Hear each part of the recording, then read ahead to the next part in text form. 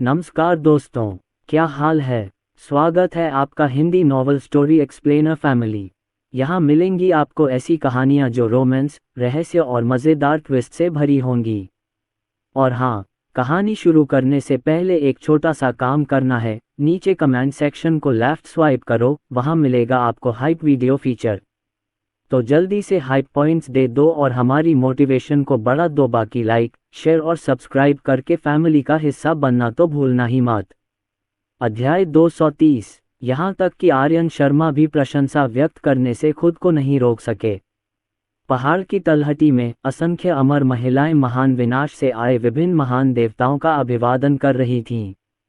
पश्चिम की राजमाता ने इस बार वास्तव में इससे निपटने के लिए हरसंभव प्रयास किया था। पता नहीं कितने वर्षों का संग्रहित माल बाहर निकाला था तथा पता नहीं कितने दिव्य राक्षसों को सहायता के लिए आमंत्रित किया था।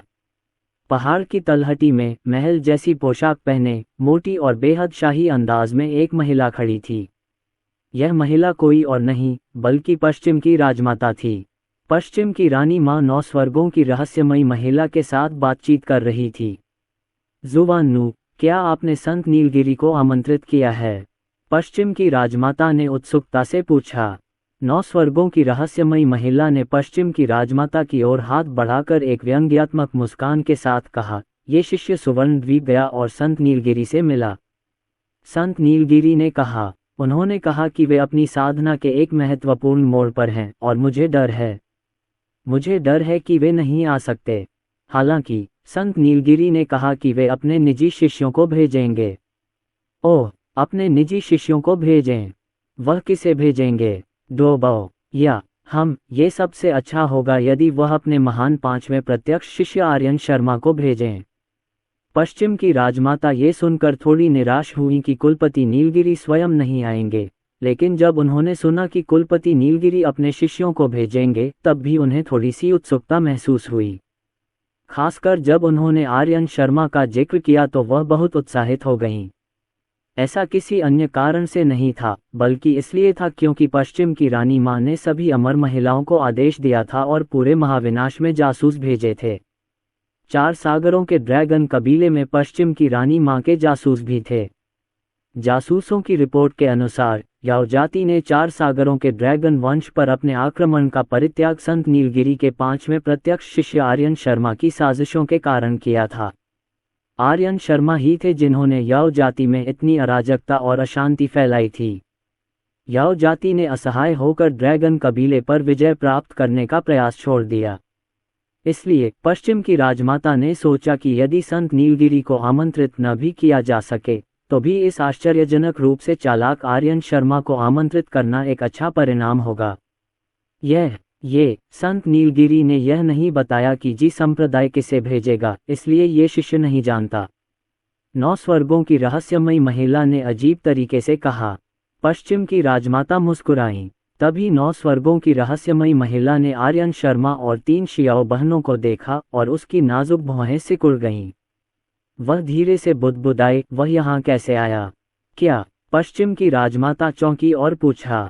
9 स्वर्गों की रहस्यमयी महिला ने आर्यन शर्मा की ओर इशारा करते हुए मुंह बनाया। गुरुजी, आपको पता नहीं, लौटते समय इस शिष्य पर याओ जाति के लोगों ने घात लगाकर हमला किया था। उन्होंने इस शिष्य को बचा लिया, लेकिन वह आदमी एक कामुक बदमाश है। उसने पूरे रास्ते इस शिष्य का पीछा किया और मुझे उम्मीद नहीं थी कि वे पश्चिम कुनलुन तक इस शिष्य का पीछा करेंगे। ये सचमुच घृणित है। पश्चिम की राजमाता ने आर्यन शर्मा और अन्य 3 लोगों की ओर देखा। उसे पता नहीं था कि आर्यन शर्मा की सुनने की शक्ति बहुत तेज थी। हालांकि 9 स्वर्गों की रहस्यमयी महिला बहुत धीरे बोल रही थी, फिर भी आर्यन शर्मा ने उसे सुन लिया। नीमा, तुम एक बदतमीज बदमाश हो, तुम्हारा पूरा परिवार बदतमीज बदमाश है। आर्यन शर्मा का बूढ़ा चेहरा काला पड़ गया और वह गुस्से में पश्चिम की राजमाता और अन्य लोगों की ओर चल पड़ा। गुरुजी, वह कामुक बदमाश आ रहा है, 9 स्वर्गों की रहस्यमयी महिला ने चिंतित होकर कहा जब उसने आर्यन शर्मा को आते देखा। पश्चिम की राजमाता की नाजुक भौहें थोड़ी सिकुड़ गईं। उन्होंने 9 स्वर्गों की रहस्यमयी महिला की ओर देखा और उसे शांत होने का इशारा किया। आर्यन शर्मा और बाकी 3 लोग उदास भावों के साथ पश्चिम की राजमाता और 9 स्वर्गों की रहस्यमयी महिला के सामने आए। पश्चिम की राजमाता ने उन चारों की ओर देखा और पूछा, तुम? आर्यन शर्मा ने पश्चिम की राजमाता की ओर हाथ बढ़ाते हुए कहा, यह विनम्र ताओवादी आर्यन शर्मा है, जो जी संप्रदाय के संत नीलगिरी के 5वें प्रत्यक्ष शिष्य हैं। ये तीनों मेरी कनिष्ठ बहनें हैं, मेघना, जिया और प्रिया। 9 स्वर्गों की रहस्यमयी महिला का सुंदर चेहरा लाल हो गया। वह शब्दों से परे शर्मिंदा थी। वह चाहती थी कि काश वह जमीन में कोई दरार ढूंढ पाती और उसमें रेंग जाती। पश्चिम की राजमाता के चेहरे पर सुखद आश्चर्य का भाव था। उन्होंने आर्यन शर्मा और बाकी तीनों की ओर देखते हुए कहा, ये तो अमर आर्यन शर्मा है। प्लीज अंदर आइए, प्लीज। अरे, ये महल पश्चिम की राजमाता का है। ये कहकर पश्चिम की राजमाता ने आर्यन शर्मा को आमंत्रण का संकेत दिया। आर्यन शर्मा ने सिर हिलाया और आगे बढ़कर पश्चिमी कुनलुन पर्वत की ओर चल पड़े। कुछ कदम चलने के बाद आर्यन शर्मा रुका, 9 स्वर्गों की रहस्यमयी महिला की ओर देखा और मुस्कुराते हुए बोला, अयाश बदमाश। स्विश। 9 स्वर्गों की रहस्यमयी महिला का सुंदर चेहरा और भी लाल हो गया। उसने अपना सिर नीचे कर लिया और चाहा कि काश जमीन में कोई दरार मिल जाए और वह रेंग कर अंदर जा सके। उसकी खूबसूरती बेमिसाल थी, कई मर्दों की नज़रें उस पर टिकी थीं। उसने सोचा था कि आर्यन शर्मा भी उसकी खूबसूरती पर ललचा रहा है, पर उसने कभी सोचा भी नहीं था कि वो उसके बुलावे पर आया है। उसे शर्म कैसे नहीं आती। हा हा हा हा। आर्यन शर्मा जोर से हंस पड़े और पश्चिम कुनलुन की ओर चल पड़े। 3 जियाओ बहनें मुस्कुराते हुए आर्यन शर्मा के पीछे चली गईं। पश्चिम कुनलुन पहुंचकर उनकी दृष्टि विस्तृत हो गई। चोटियों की परतें फैली हुई थीं, अविश्वसनीय रूप से सुंदर, एक ऐसा दृश्य जिसने उनकी आंखों को चमका दिया। याओ सागर तो और भी अधिक आश्चर्यजनक था। याओ सागर असीम था, विशाल, नीली लहरें आकाश में विलीन हो रही थीं, जिससे यह बताना कठिन हो रहा था कि यह आकाश है या पानी, जिससे किसी का दाव हृदय साफ हो रहा था। समुद्र की सतह पर बहुत सारे विशाल कमल के फूल थे और इन फूलों के ऊपर टोड और ड्रैगनफ्लाई जैसे आत्मिक जानवर आराम कर रहे थे। समुद्र की सतह पर तैरते विशालकाय कछुए भी थे। उन्हें भारी सामान उठाने में मजा आता था और इसीलिए वे अपनी पीठ पर विशाल द्वीप ढोते थे। उन अमर द्वीपों पर मंडप और मीनारें बनाई गई थीं, जहां अमर लोग दाव पर चर्चा करते थे और बातचीत करते थे तथा अत्यंत आराम से जीवन व्यतीत करते थे। आकाश में सारस और रंग बिरंगे फीनिक्स पक्षी नृत्य कर रहे थे और चक्कर लगा रहे थे, जिससे शांति और सद्भाव का दृश्य बन गया। बहुत सुंदर, यहाँ तक कि आर्यन शर्मा भी प्रशंसा व्यक्त करने से खुद को नहीं रोक सके। ये वास्तव में सुंदर है, लेकिन क्या 5वें वरिष्ठ भाई लोगों की सुंदरता या दृश्यों की बात कर रहे हैं? तभी अचानक प्रिया ने बीच में ही टोक दिया। आर्यन शर्मा और सेंक्सियाओ ने अपनी सीटें ले लीं। भोज के दौरान दिव्य युवतियां विभिन्न दिव्य अमरों को प्रचुर मात्रा में स्वादिष्ट मदिरा, व्यंजन और फल परोसती रहीं। आर्यन शर्मा वहां उपस्थित कई देवताओं और राक्षसों को नहीं पहचान पाया। आर्यन शर्मा के अनुमान के अनुसार ये संभव है कि पश्चिम की राजमाता इनमें से कुछ देवताओं और राक्षसों को पहचानती भी नहीं थी, उनमें से अधिकांश तो मुफ्तखोरी के लिए वहां मौजूद थे। बात बस इतनी थी कि पश्चिम की राजमाता अपनी प्रतिष्ठा बढ़ाना चाहती थी, इसलिए उन्होंने उनकी परवाह नहीं की और उन्हें अपनी सीट पर बैठने की अनुमति दे दी। वास्तव में बड़े बड़े व्यक्ति अभी तक नहीं आए थे। आयोजन स्थल की व्यवस्था को देखते हुए वहां 6 सीटें थीं जो स्पष्ट रूप से नीचे की सीटों से ऊंची थीं। ये सीटें किसी और की नहीं, बल्कि 6 ऋषियों की थीं। आर्यन शर्मा और अन्य लोग आगे बढ़े और बाईं ओर पहली सीट पर बैठ गए। तभी 2 आकृतियां वहां पहुंचीं। ये कोई और नहीं, चांद संप्रदाय के दक्षिण ध्रुव के अमर पुरुष और गौरव चौधरी थे। स्पष्ट था कि आचार्य द्रोण स्वयं नहीं आए थे, बल्कि उन्होंने केवल अपने शिष्य को भेजा था। दक्षिण ध्रुव अमर बुजुर्ग और गौरव चौधरी ने आर्यन शर्मा और सेंक्सियाओ को देखा, ठंडी सांस ली और उनका अभिवादन नहीं किया। वर्तमान में चांद संप्रदाय और जी संप्रदाय के बीच संबंध, हालांकि अभी भी अपूरणीय होने के बिंदु पर नहीं है, काफी करीबी है। आर्यन शर्मा ने अपनी भौहें उठाईं और हंसते हुए कहा, वरिष्ठ भाई अंटार्कटिक, जैसी कि उम्मीद थी, द्वितीय मार्शल अंकल ने फिर भी आपको भेज दिया। हम खाना पीना, इसमें तो वरिष्ठ भाई अंटार्कटिक सबसे कुशल हैं। उफ, सेंक्सियाओ लगभग हंस पड़ा। आर्यन शर्मा के मनोरंजन के लिए दक्षिणी ध्रुव के अमर बुजुर्ग द्वारा अपने घोड़े को मारने की बात पूरे महाविनाश में जंगल की आग की तरह फैल गई थी। हर कोई इसके बारे में जानता था। आर्यन शर्मा ने खाने और पीने शब्दों पर जोर दिया और यह कहने की आवश्यकता नहीं थी कि वह स्वाभाविक रूप से दक्षिणी ध्रुव के अमर बुजुर्ग का मजाक उड़ा रहे थे। तुम बदमाश आर्यन शर्मा, इस बेचारे साधु का अपमान करने की तुम्हारी हिम्मत कैसे हुई? ये सुनकर दक्षिणी ध्रुव अमर बुजुर्ग तुरंत क्रोधित हो गए और गहरी आवाज में चिल्लाए। आर्यन शर्मा ने अपनी भौहें उठाईं, दक्षिणी ध्रुव के अमर बुजुर्ग की ओर देखा और मुंह बनाया। क्या ऐसा नहीं है? क्या वरिष्ठ भाई अंटार्कटिका पश्चिम की रानी माँ की मदद करने के लिए यहाँ हैं? हम तो ठीक है। बाद में कृपया दक्षिणी ध्रुव के अमर बुजुर्ग से याओ जाति की लाखों की सेना को रोकने के लिए कहें। आप ये सुनकर दक्षिणी ध्रुव के अमर बुजुर्ग क्रोधित हो गए और आर्यन शर्मा के लिए परेशानी खड़ी करने के लिए आगे बढ़ने ही वाले थे।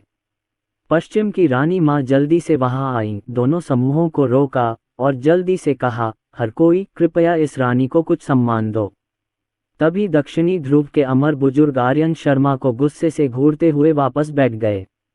आखिरकार पश्चिम की रानी माँ प्राचीन युग की एक महान शक्ति थीं, और फिर भी वे कुछ हद तक अभिमानी होने का साहस नहीं कर सकती थीं। दूसरी ओर आर्यन शर्मा उत्तेजक भाव से दक्षिणी ध्रुव के अमर बुजुर्ग को देखता रहा। तभी प्रकाश की एक और किरण चमक उठी। रोशनी धीमी हुई तो एक मोटा सा साधु दिखाई दिया। यह मोटा साधु कोई और नहीं, स्वामी आनंद थे। पश्चिम की राजमाता ने स्वामी आनंद को देखा और उनकी आंखों में निराशा की स्पष्ट झलक दिखाई दी, लेकिन फिर भी वे आगे बढ़ी और अपने हाथों को जोड़ते हुए कहा, स्वामी आनंद, कृपया अपना स्थान ग्रहण करें। पूर्व के लोग स्वयं को अमर पद से संबोधित करते थे तथा दूसरों को सम्मानपूर्वक दिव्य अमर कहते थे, जबकि पश्चिमी संप्रदाय बुद्ध पद का सम्मान करता था। इसलिए पश्चिम की राजमाता ने स्वामी आनंद को स्वामी आनंद कहकर संबोधित किया। स्वामी आनंद ने जल्दी से पश्चिम की रानी माँ की ओर अपनी हथेलियां जोड़ दी। उनके चेहरे पर एक मुस्कान थी और उन्होंने कहा, पश्चिम की रानी माँ, दोनों संप्रदाय के नेताओं के पास महत्वपूर्ण मामले हैं और वे शायद आने में असमर्थ हैं, इसलिए उन्होंने इस गरीब भिक्षु को भेजा है। इस समय हालांकि बौद्ध धर्म अभी तक प्रकट नहीं हुआ था, पश्चिमी संप्रदाय के सभी सदस्य जीन और केतु को छोड़कर खुद को इस गरीब भिक्षु के रूप में संदर्भित करते थे। पश्चिम की रानी माँ ने सिर हिलाया और कहा, बुद्ध कृपया। स्वामी आनंद गौरव चौधरी और दक्षिण ध्रुव अमर बुजुर्ग के ठीक बगल में एक सीट पर बैठ गए। आर्यन शर्मा ने मुंह बनाते हुए बुदबुदाया, हे बढ़िया मुफ्तखोरों के दो समूह। ये सुनकर स्वामी आनंद की मुस्कान अचानक गायब हो गई और उन्होंने आर्यन शर्मा को घूर कर देखा। हालांकि आर्यन शर्मा को स्वामी आनंद से कोई परेशानी नहीं थी। एक क्षण बाद प्रकाश की एक और किरण चमक उठी। रोशनी कम हुई तो एक घायल और सूजे हुए ताओवादी की तस्वीर सामने आई। ये ताओवादी कोई और नहीं बल्कि पूर्व राजा था, जिसे आर्यन शर्मा ने बुरी तरह पीटा था। पश्चिम की राजमाता ने पूर्व राजा की ओर देखा, उनकी नाजुक भौहें सिकुड़ गईं। उन्हें लगा कि उन्होंने ऐसे किसी व्यक्ति को आमंत्रित नहीं किया था और यह व्यक्ति चोटिल और सूजा हुआ था, साफ तौर पर बुरी तरह पीटा गया था, जिससे पता चलता था कि उसकी जादुई शक्ति अपर्याप्त थी। पूर्व राजा की आंखें चमक उठीं जब उन्होंने पश्चिम की रानी माँ को देखा। एक क्षण के लिए तो वे उन्हें देखते ही रह गए। आर्यन शर्मा ने ये देखा और सोचा, इस पूर्व राजा के मन में पश्चिम की राजमाता के बारे में जरूर कुछ विचार होंगे। अरे ये गपशप अच्छी है, वापस आकर टीचर से पूछूंगा। आखिरकार ये प्राचीन काल की बातें थीं और आर्यन शर्मा को इनके बारे में स्वाभाविक रूप से पता नहीं था। ये पता चला कि प्राचीन युग में पूर्व राजा को पुरुष अमर के प्रमुख के रूप में नियुक्त किया गया था और पश्चिम की रानी माँ को महिला अमर के प्रमुख के रूप में नियुक्त किया गया था। यह अपने आप में कुछ भी नहीं था, लेकिन महत्वाकांक्षी पूर्व राजा ने महाविनाश को एकजुट करने के लिए पश्चिम की राजमाता से कई बार विवाह का प्रस्ताव रखा था। हालांकि पश्चिम की राजमाता को लगा कि पूर्व राजा को बड़ी बड़ी उपलब्धियों का बहुत शौक है, इसलिए वह राजी नहीं हुई। हम यानी कि ईस्ट किंग ड्यूक पूर्व राजा को एक तरफा प्यार था। पूर्व राजा को अपनी ओर इस तरह देखते देख पश्चिम की राजमाता अपनी भौहें सिकोड़ने से खुद को नहीं रोक सकीं। पूर्व राजा की ओर देखते हुए उन्होंने कहा, महामहिम। पूर्व राजा को अचानक होश आया और उन्होंने पश्चिम की राजमाता की ओर हाथ बढ़ाते हुए कहा, ये बेचारा भिक्षु मानव संप्रदाय का पूर्व राजा है। मानव संप्रदाय। पश्चिम की रानी माँ ने अपनी भौहें उठाईं। पूर्व राजा की ख्याति मानव जाति में व्यापक थी और पश्चिम की राजमाता ने स्वाभाविक रूप से इसके बारे में सुना था।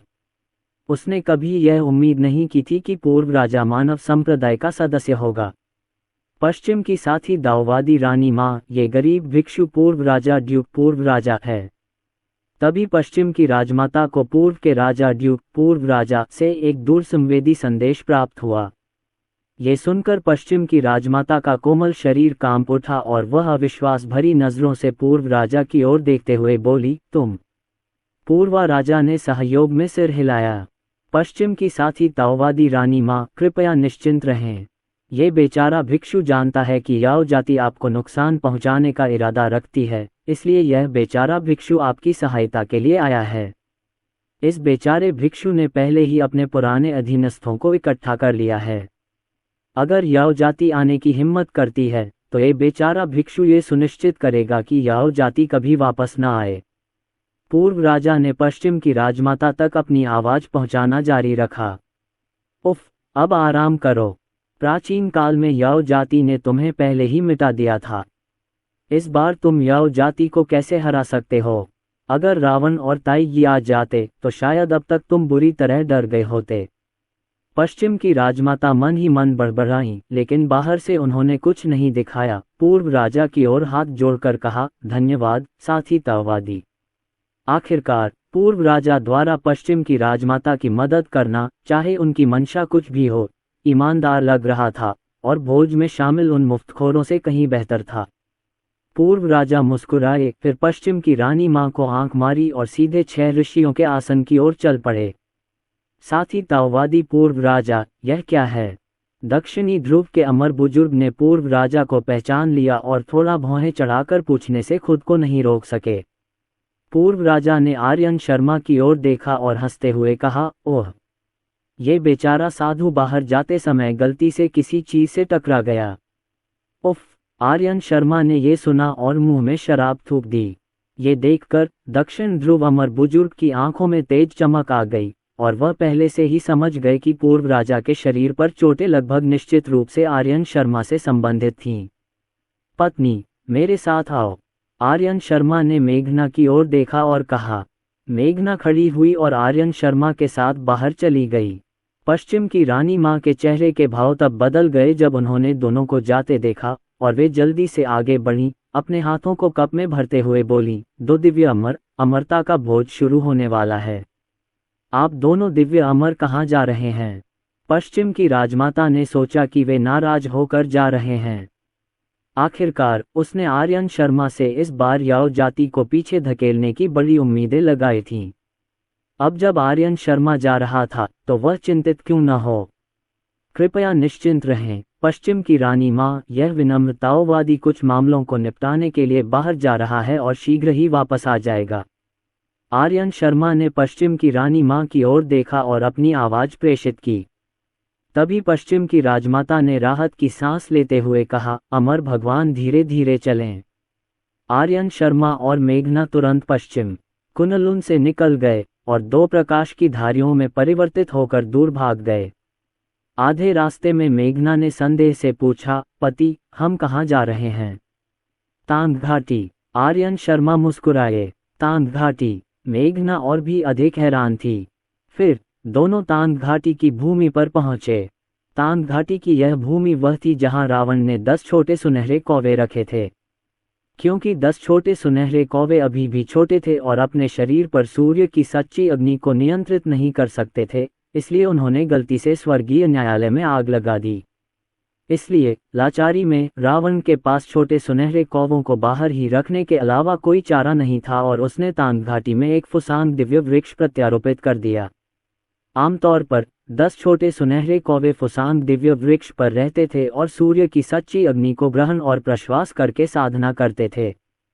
तांग घाटी के बाहर भारी सैनिक तैनात थे।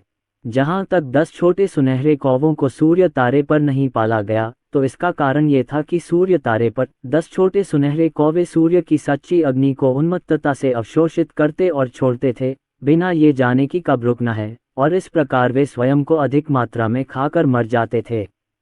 जल्दबाजी से नुकसान होता है, इसलिए पक्ष विपक्ष पर विचार करने के बाद रावण ने 10 छोटे सुनहरे कौवों को तांग घाटी में रख दिया। पति, आप रावण के पुत्रों का अपहरण करने की कोशिश तो नहीं कर रहे होंगे न? मेघना ने आर्यन शर्मा की ओर देखा और कहा। चतुर, तभी रावण सावधान रहेगा और जल्दबाजी में कोई कदम उठाने की हिम्मत नहीं करेगा। आर्यन शर्मा के चेहरे पर मुस्कान खिल उठी। उसने पूर्वी सम्राट ताई का रूप धारण किया और तांग घाटी की ओर बढ़ चला। महामहिम पूर्वी सम्राट, पहरे पर तैनात जनरल ने आर्यन शर्मा को देखा और जल्दी से झुक गया। दरवाज़ा खोलो, ये सम्राट अपने 10 भतीजों से मिलने जा रहा है। आर्यन शर्मा ने उदासीनता से कहा। जी हाँ महाराज। याओ जनरल ने पूर्वी सम्राट ताई को प्रशंसा की दृष्टि से देखा और जल्दी से पूर्वी सम्राट ताई के लिए अवरोध खोल दिया। याओ जाति के लोग पूर्वी सम्राट ताई के प्रति अंधभक्ति भावना रखते थे। बुरा नहीं है। भविष्य में जब मैं याओ जाति के लोगों के साथ बुरा व्यवहार करने आऊंगा तो मैं पूर्वी सम्राट ताई का रूप धारण कर लूंगा। आर्यन शर्मा ने मन ही मन बुदबुदाया और तांग घाटी में आगे बढ़ गया। अंदर जाते ही आर्यन शर्मा ने एक अविश्वसनीय रूप से विशाल फुसांग दिव्य वृक्ष देखा। यद्यपि यह फुसांग दिव्य वृक्ष सूर्य तारे पर स्थित फुसांग दिव्य वृक्ष से निकली एक शाखा मात्र था, फिर भी इसका आकार सूर्य तारे पर स्थित फुसांग दिव्य वृक्ष से बिल्कुल भी छोटा नहीं था। इसकी शाखाएं और पत्तियां इतनी घनी थीं कि आकाश को ढक रही थीं और सूर्य को छिपा रही थीं। खैर, बेशक फुसांग दिव्य वृक्ष की शाखाएं और पत्तियां सभी सूर्य की भयावह सच्ची आग से ढकी हुई थीं। 10 छोटे सुनहरे कौवे फुसांग दिव्य वृक्ष पर खड़े थे और आलस्य से सूर्य की सच्ची अग्नि को अवशोषित और उत्सर्जित कर रहे थे। भतीजों, हाल ही में आप कैसे रहे? आर्यन शर्मा ने मुस्कुराते हुए 10 छोटे सुनहरे कौवों की ओर देखा और कहा। शाही चाचा। 10 छोटे सुनहरे कौवे आर्यन शर्मा को देखकर बहुत खुश हुए और अपने पंख फड़फड़ाते हुए आर्यन शर्मा की ओर उड़ चले। उन्होंने सूर्य की सच्ची अग्नि को प्रज्वलित किया। ये केवल इसलिए संभव हुआ क्योंकि आर्यन शर्मा ने 9 परिक्रमाओं वाली रहस्यमयी कला की साधना की थी और उसकी जादुई शक्ति और भौतिक शरीर अत्यंत प्रबल थे। अगर कोई और होता तो शायद अब तक भस्म हो चुका होता, जो सूर्य की सच्ची अग्नि के आतंक को दर्शाता है। आर्यन शर्मा मन ही मन मुस्कुराए, लेकिन ऊपर से वह शांत और संयमित थे। मुस्कुराते हुए उन्होंने कहा, 10 छोटे राजकुमारों, क्या तुम बाहर जाकर खेलना चाहोगे? इस समय आर्यन शर्मा बिल्कुल एक विकृत चाचा की तरह दिख रहा था जो छोटी लड़कियों का अपहरण करने की कोशिश कर रहा था। हाँ शाही चाचा, हम लगभग दम घुटने से मर रहे हैं। शाही चाचा, जल्दी से हमें खेलने के लिए बाहर ले चलो। सारा दिन इस तांग घाटी में रहकर हम लगभग बोर हो गए हैं। शाही चाचा, जल्दी से हमें खेलने के लिए बाहर ले चलो। जब 10 छोटे सुनहरे कौवों ने यह सुना तो वे तुरंत बहुत खुश हुए। इसके तुरंत बाद आर्यन शर्मा ने 10 छोटे सुनहरे कौवों को लिया और तांग घाटी छोड़ने की तैयारी की। जब पहरे पर तैनात जनरल ने ये देखा तो वह बहुत घबरा गया और जल्दी से बोला, महामहिम पूर्वी सम्राट, ये महामहिम स्वर्गीय सम्राट ने निर्देश दिया है कि किसी को भी 10 राजकुमारों को तांग घाटी से बाहर ले जाने की अनुमति नहीं है। अरे बदमाश, क्या मैं कोई हूँ? आर्यन शर्मा गुस्से से आग बबूला हो गया। उसने हाथ बढ़ाकर एक जोरदार तमाचा मारा, जिससे याओ जनरल पूरे 360 डिग्री के घेरे में घूम गया। महाराज, याओ जनरल बहुत जल्दी में था। थप्पड़। आर्यन शर्मा ने एक और जोरदार थप्पड़ मारा। याओ जनरल को आश्चर्य हुआ, उसे तारे दिखाई देने लगे और चक्कर आने लगा। महाराज, याओ जनरल बहुत जल्दी में था। थप्पड़। बिना एक शब्द कहे आर्यन शर्मा ने एक और जोरदार थप्पड़ जड़ दिया। याओ सेनापति को इतनी जोर से मारा गया कि उसके आगे के 2 दांत टूट गए और उसके मुंह के कोने से खून बहने लगा। डर के मारे वह तुरंत जमीन पर घुटनों के बल बैठ गया। कांपने लगा और फिर कुछ बोलने की हिम्मत नहीं जुटा पाया। हे, ये तरकीब काफी कारगर है। आर्यन शर्मा धीरे से हंसा, फिर 10 छोटे सुनहरे कौवों को तांग घाटी से बाहर ले गया। कुछ दूर चलने के बाद आर्यन शर्मा ने अपना हाथ घुमाया, जिससे समुद्र को शांत करने वाले 10 दिव्य मोती निकले, जिन्हें उसने गुप्त रूप से बाहर निकाल लिया। बैंग बैंग, 10 छोटे सुनहरे कौवों पर उसने घात लगाकर हमला किया और सभी बेहोश हो गए। 10 छोटे सुनहरे कौवे अभी अभी पैदा हुए थे, उनकी ताकत अभी भी अपर्याप्त थी और वे आर्यन शर्मा से सावधान नहीं थे। आखिरकार आर्यन शर्मा उस समय पूर्वी सम्राट ताई के रूप में थे, जिससे आर्यन शर्मा को आसानी से सफलता मिल गई। आर्यन शर्मा मुस्कुराया, 10 छोटे सुनहरे कौवों को समुद्र को शांत करने वाले दिव्य मोतियों में से एक में रखा, मेघना को ढूंढा, उसे वह समुद्र को शांत करने वाला दिव्य मोती दिया और मुस्कुराते हुए कहा, मेरी प्यारी, तुम्हारी परेशानी के लिए शुक्रिया। इन्हें छिपाने के लिए कोई जगह ढूंढो। इसके साथ ही आर्यन शर्मा ने अपना हाथ फिर से घुमाया, जिससे एक और जैद मनका निकला। यह मनका अराजकता मोती की क्यूई से दूषित था, जो अस्थायी रूप से स्वर्गीय रहस्यों को ढाल सकता था। मेघना ने आर्यन शर्मा की तरफ देखा और मुंह बनाते हुए कहा, पति जी, आप वाकई बहुत शरारती हैं। कितना शरारती? आर्यन शर्मा मेघना के करीब झुक गया, आंख मारते हुए और मुंह बनाते हुए। ओ प्रिय, मैं मरने जा रहा हूँ। मेघना का सुंदर चेहरा शर्म से लाल हो गया और उसने आर्यन शर्मा को मारने के लिए हाथ उठाया।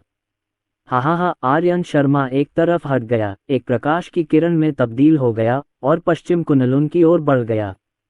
दूसरी तरफ पश्चिम की राजमाता उत्सुकता से प्रतीक्षा कर रही थी। पश्चिम की साथी दाववादी रानी माँ अमरता का भोज अभी तक शुरू क्यों नहीं हुआ है?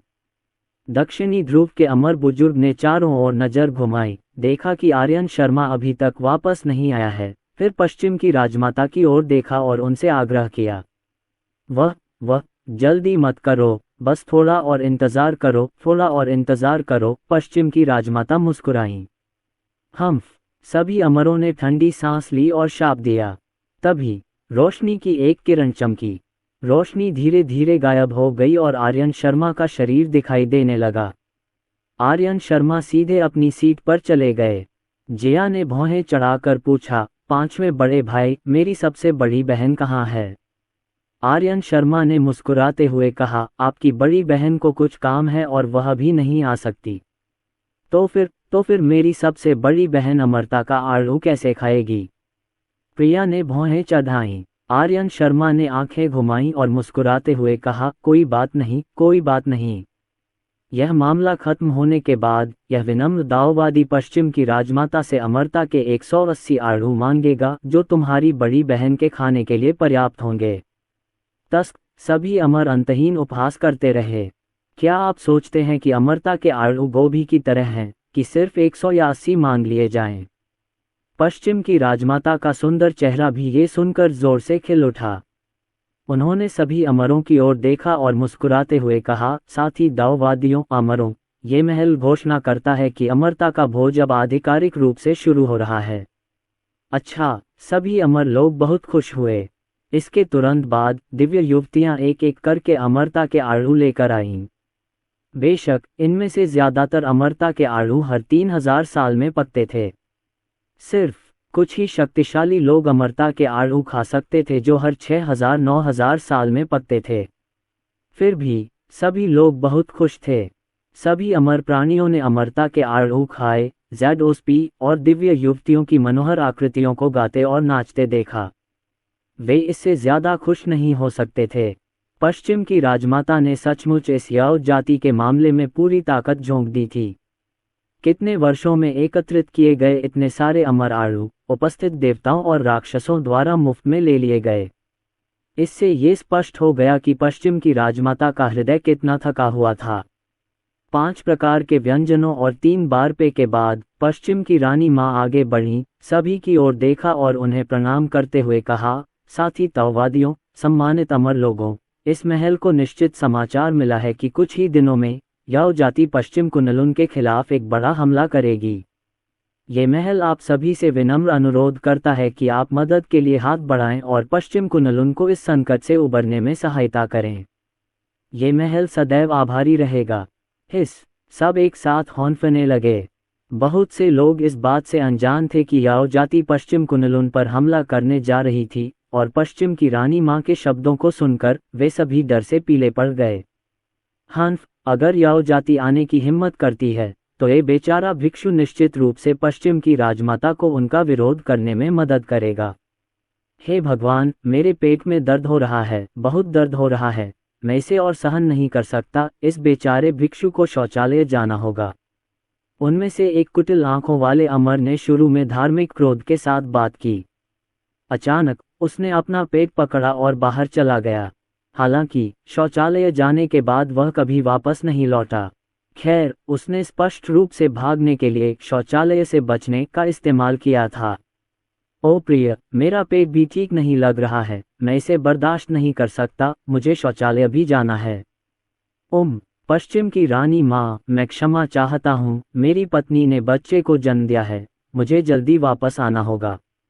पश्चिम की रानी माँ, मेरी पत्नी ने भी जन्म दिया है, मुझे भी जाना होगा। अरे यार, मेरी बूढ़ी माँ ने मेरे लिए एक और छोटे भाई को जन्म दिया है, मुझे भी जाना होगा। मेरी बूढ़ी माँ ने मेरे लिए एक रखैल रख ली है, मुझे भी जाना होगा। किसी ने अगुवाई की और फिर ऐसा लगा जैसे किसी मधुमक्खी के छत्ते में हलचल मच गई हो। सभी लोग खड़े हो गए, प्रत्येक ने अपना अपना कारण ढूंढा और प्रत्येक कारण पिछले कारण से अधिक विचित्र था, और फिर वे सभी खड़े हो गए और चले गए। क्या तुम मजाक कर रहे हो?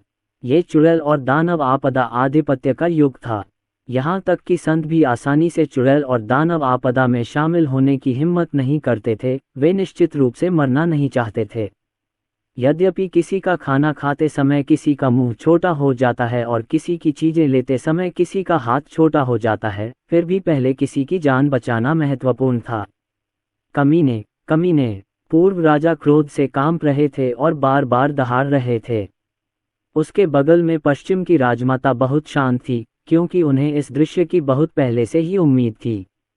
एक क्षण में ही वहां उपस्थित आधे से अधिक लोग चले गए। शेष लोग भी कांप रहे थे, याओ जाति से कुछ डर रहे थे। आखिरकार याओ जाति की वर्तमान शक्ति के साथ डरना असंभव था, उनके टिके रहने की क्षमता पहले से ही अत्यधिक सराहनीय थी। उनके बगल में दक्षिणी ध्रुव अमर बुजुर्ग और गौरव चौधरी ने एक दूसरे को देखा, फिर उठ खड़े हुए, जाने का बहाना ढूंढने ही वाले थे कि आर्यन शर्मा उठ खड़ा हुआ, दक्षिणी ध्रुव अमर बुजुर्ग और गौरव चौधरी को देखकर मुस्कुराया। ओह अरे, ये वास्तव में चांद संप्रदाय की शैली से मेल खाता है।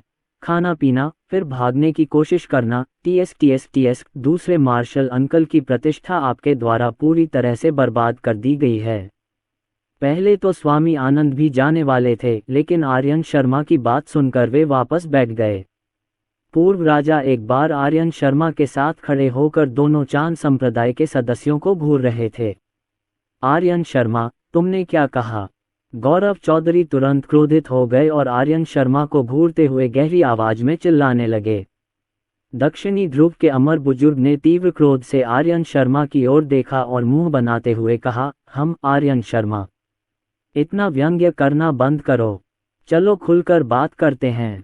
क्या तुम यहाँ मुफ्तखोरी करने नहीं आए हो? अगर तुम में क्षमता है तो जाओ और उन अरबों याओ सैनिकों को पीछे हटा दो। आर्यन शर्मा ने मुस्कुराते हुए अपना चेहरा बनाया और कहा, इस बेचारे भिक्षु के आने से पहले मास्टर ने इस बेचारे भिक्षु को निर्देश दिया था कि वह अरबों याओ सैनिकों को पीछे हटाने और पश्चिम कुनलुन की रक्षा करने का तरीका खोजने की पूरी कोशिश करे। ये बेचारा भिक्षु स्वाभाविक रूप से उन लोगों की तरह नहीं है जो यहाँ मुफ्तखोरी करने आते हैं, खुद को अपमानित करते हैं, दूसरे मार्शल चाचा को अपमानित करते हैं और चांद संप्रदाय को अपमानित करते हैं। कमीने, आर्यन शर्मा, ठीक है, अगर तुम में क्षमता है तो जाओ और उन अरबों याओ सैनिकों को पीछे हटाओ, इससे पहले कि तुम यहाँ ऐसे बड़े शब्द बोलो। दक्षिणी ध्रुव के अमर बुजुर्ग ने क्रोध में दहाड़ते हुए अपने दांत पीस लिए। गौरव चौधरी ने भी आर्यन शर्मा को घूरते हुए गहरी आवाज में कहा, अगर आप उन अरबों याओ सैनिकों को पीछे हटा सकते हैं तो ये बेचारा भिक्षु आपके सामने झुक जाएगा, अन्यथा यहाँ ऐसे बड़े बड़े शब्द बोलना बंद करें। आर्यन शर्मा ने मुस्कुराते हुए कहा, ये बेचारा साधु व्यवहारिकता को तरजीह देता है। इस बेचारे साधु को आपकी अधीनता की आवश्यकता नहीं है। ये कैसा रहेगा? अगर यह बेचारा भिक्षु यव जाति को पीछे हटा सकता है, तो आप दोनों इस बेचारे भिक्षु के सामने 3 बार घुटने टेकेंगे और प्रणाम करेंगे और स्वीकार करेंगे कि चांद संप्रदाय मेरे जी संप्रदाय से नीच है। ये कैसा रहेगा? आर्यन शर्मा, तुम कमीने, तुम! दक्षिणी ध्रुव के अमर बुजुर्ग और गौरव चौधरी क्रोध से कांप उठे और आर्यन शर्मा को घूरने लगे। आर्यन शर्मा ने एक भौं उठाई, दोनों को चुनौतीपूर्ण भाव से देखा और मुंह बनाया। क्या तुम डर गए हो? अगर आप याव सैनिकों को पीछे नहीं हटा सके तो क्या होगा? गौरव चौधरी ने गुस्से से कहा। आप मेरे साथ जैसा चाहें वैसा व्यवहार कर सकते हैं। आर्यन शर्मा ने मुस्कुराते हुए कहा, अच्छा, यदि आप याव सैनिकों को पीछे नहीं हटा सकते तो आपको भी हमारे सामने 3 बार घुटने टेक कर प्रणाम करना होगा, ये कहते हुए कि आपका जी संप्रदाय मेरे चांद संप्रदाय की तुलना में नहीं है। दक्षिणी ध्रुव के अमर बुजुर्ग ने दहाड़कर कहा। आर्यन शर्मा ने भौहें उठाईं और मुस्कुराते हुए कहा, ठीक है। 5वें वरिष्ठ भाई जिया और प्रिया को थोड़ा असहज महसूस हुआ और वे आर्यन शर्मा की आस्तीन खींचने लगीं। यद्यपि वे बहुत घमंडी भी थे, लेकिन वे इतने घमंडी नहीं थे कि यह मान ले कि अपनी ताकत से वे अरबों याव सैनिकों का सामना कर सकते हैं। इसलिए उन्हें भी थोड़ी बेचैनी महसूस हुई। आर्यन शर्मा ने स्वामी आनंद की ओर देखा, जिनका बूढ़ा चेहरा हिंसक रूप से फड़क रहा था। वह जल्दी से खड़ा हो गया और अपने हाथ जोड़ते हुए बोला, ओह, ये बेचारा भिक्षु केवल मौज मस्ती में शामिल होने के लिए यहाँ आया है और इसकी गिनती नहीं होती। आखिरकार यह एक पूर्वी मामला है और मेरे पश्चिमी संप्रदाय के लिए इसमें हस्तक्षेप करना सुविधाजनक नहीं है। कृपया मुझे माफ करें। पश्चिमी संप्रदाय के ये गंजे गधे भिक्षु के लिए अपमान सभी बहुत पाखंडी थे। जब वे खजाने देखते थे तो कहते थे कि यह पश्चिम के लिए है, लेकिन जब उन्हें ऐसे मामले मिलते थे तो वे कहते थे कि यह पूर्वी मामला है और इसमें हस्तक्षेप करना उचित नहीं है। वे सचमुच बेशर्म थे। सभी लोग सामूहिक रूप से पश्चिमी संप्रदाय का तिरस्कार करते थे। आर्यन शर्मा ने व्यंग्य करते हुए कहा, तो मैंने कभी उम्मीद नहीं की थी कि तुम गंजे गधे साधु के लिए अपमान कुछ कर पाओगे। तुम स्वामी आनंद का बुरा चेहरा लाल हो गया। वे काफी देर तक बोल नहीं पाए। आर्यन शर्मा ने स्वामी आनंद की बात अनसुनी कर दी तथा पूर्व राजा की ओर मुड़कर मुस्कराते हुए कहा, साथी दाववादी पूर्व राजा, ज्येष्ठ मार्शल अंकल ने आपको यहाँ क्यों भेजा है? आप इस बेचारे भिक्षु को भी नहीं हरा सकते, तो आप याव जाति की अरबों की सेना को कैसे पीछे हटाएंगे? पूर्व राजा क्रोध से कांप उठे। आर्यन शर्मा को घूरते हुए और दांत पीसते हुए बोले, तुम युवा बदमाश, आज तुम्हें इस गरीब भिक्षु की शक्ति का पता चल जाएगा। यहाँ तक आते आते इस बेचारे साधु ने पहले ही अरबों सैनिक इकट्ठा कर लिए हैं। जैसे ही इस गरीब भिक्षु को आदेश दिया जाएगा, वे सहायता के लिए पश्चिम कुनलुन आ जाएंगे। सभी लोग विस्मय से सुनते रहे, अविश्वास से पूर्व राजा की ओर देखते रहे और सोचते रहे कि पूर्व राजा की क्या पहचान है जो सहायता के लिए अरबों सैनिकों को बुलाने में सक्षम है। पश्चिम की राजमाता ने मुस्कुराते हुए कहा, साथी दाववादियों, ये महल भी शर्त लगाएगा। हर 30,000 साल में मेरे अमर आड़ू के पेड़ का मुख्य भाग पहला आड़ू पैदा करता है। जो कोई भी इस महल को याव जाति को पीछे हटाने में मदद करेगा, ये 10 पहले आड़ू इस महल के इनाम के रूप में काम करेंगे। ये कहते हुए पश्चिम की रानी माँ ने अपनी बड़ी आस्तीन लहराई और उनके सामने 10 प्लेटें प्रकट हुईं। प्रत्येक प्लेट में एक अविश्वसनीय रूप से विशाल अमर आड़ू था और उन 10 पहले आड़ू में आश्चर्यजनक आध्यात्मिक शक्ति थी, जो साधारण अमर आड़ू से कहीं अधिक शक्तिशाली थी। वूश वूश वूश, एक पल में सभी की निगाहें एक साथ पश्चिम की रानी माँ महारानी के बगल में 10 चपटे आड़ू पर पड़ीं। दरअसल असली innate rain water flat peach का पेड़ सिर्फ एक ही था, बाकी 9000 फ्लैट पीच के पेड़ पश्चिम की महारानी द्वारा ग्राफ्ट किए गए थे। सबसे प्रभावी पेड़ प्राकृतिक रूप से मूल innate rain water flat peach का पेड़ था। हालांकि ग्राफ्टिंग के बाद जन्मजात रेन वाटर फ्लैट आड़ू को मूल क्यूई का बहुत नुकसान हुआ। हर 30,000 साल में केवल एक फ्लैट आड़ू पैदा हुआ, जिसे पहला आड़ू कहा जाता था। यदि किसी को ये 10 पहले आड़ू मिल जाएं, तो उनकी खेती निश्चित रूप से बहुत आगे बढ़ जाएगी। यदि यह बेचारा ताओवादी इन 10 पहले आड़ू प्राप्त कर लेता है तो यह इस बेचारे ताओवादी को अपनी अच्छी लाश को काटने और अपने शिखर पर लौटने में मदद कर सकता है। पूर्वी राजा ड्यूक पूर्व राजा ने मन ही मन सोचा। उनका मन उत्तेजित हो गया। ये सोचकर पूर्व राजा ड्यूक पूर्व राजा अब और शांत नहीं बैठ सके। उन्होंने पश्चिम की महारानी की ओर देखा और जोर से हंस पड़े। महारानी, पश्चिम की महारानी, देखिए इस बेचारे ताओवादी ने याओ जाति को पीछे हटाने के लिए कितनी सेनाएं बुलाई हैं। इसके साथ ही ईस्ट किंग ड्यूक पूर्व राजा ने अपना हाथ घुमाया, एक कमांड टोकन दिखाया और उसे बाहर फेंक दिया। कमांड टोकन हवा में उछलकर एक बड़े बैंगनी अक्षर कमांड में परिवर्तित हो गया। पूर्वी राजा ड्यूक पूर्व राजा खड़े हुए और पूरे जोश के साथ चिल्लाए, ताओवादी द्योस कहाँ है? सभी लोग आश्चर्य से हौंफने लगे। ये ताओवादी द्योस मूलतः प्राचीन काल का एक बड़ा व्यक्ति था जो परम ज्योति भुवन के नश्वर धूली अतिथियों में से एक था। ये पूर्व राजा ड्यूक पूर्व राजा किस प्रकार का दिव्य प्राणी था जो ताओवादी द्योस को बुला सकता था। सभी ने कैलाश पर्वत की ओर देखा। हालांकि काफी देर तक इंतजार करने के बाद भी कोई नहीं आया। सभी ने फिर आह भरी और पूर्व राजा ड्यूक पूर्व राजा की ओर देखने लगे। इस समय पूर्व राजा ड्यूक पूर्व राजा के प्रति उनके भाव कुछ अजीब से थे। क्या यह आदमी धोखेबाज हो सकता है जो जानबूझकर यहाँ नाटक कर रहा है? काफी देर तक इंतजार करने के बाद भी कोई नहीं आया। पूर्वी राजा ड्यूक पूर्व राजा का पुराना चेहरा संभालना थोड़ा मुश्किल था।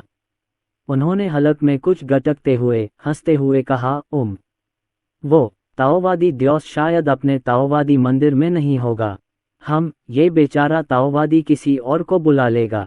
ऐसा कहते हुए पूर्वी राजा ड्यूक पूर्व राजा ने एक और आदेश चिन्ह निकाला, उसे बाहर फेंका और चिल्लाया, ताओवादी वरुण कहाँ है? कैलाश पर्वत की ओर देखते हुए सभी लोग फिर से आश्चर्य से हौंफने लगे। हालांकि काफी देर तक इंतजार करने के बाद भी कोई नहीं आया। उफ़, ये ईस्ट किंग ड्यूक पूर्व राजा वाकई मज़ेदार है। ये कौन है? ये सोचने के लिए कि ये महान ताओवादी वरुण और ताओवादी द्योस को आमंत्रित कर सकता है, इसे अपने ही मूत्र के गड्ढे में खुद को अच्छी तरह देखना चाहिए।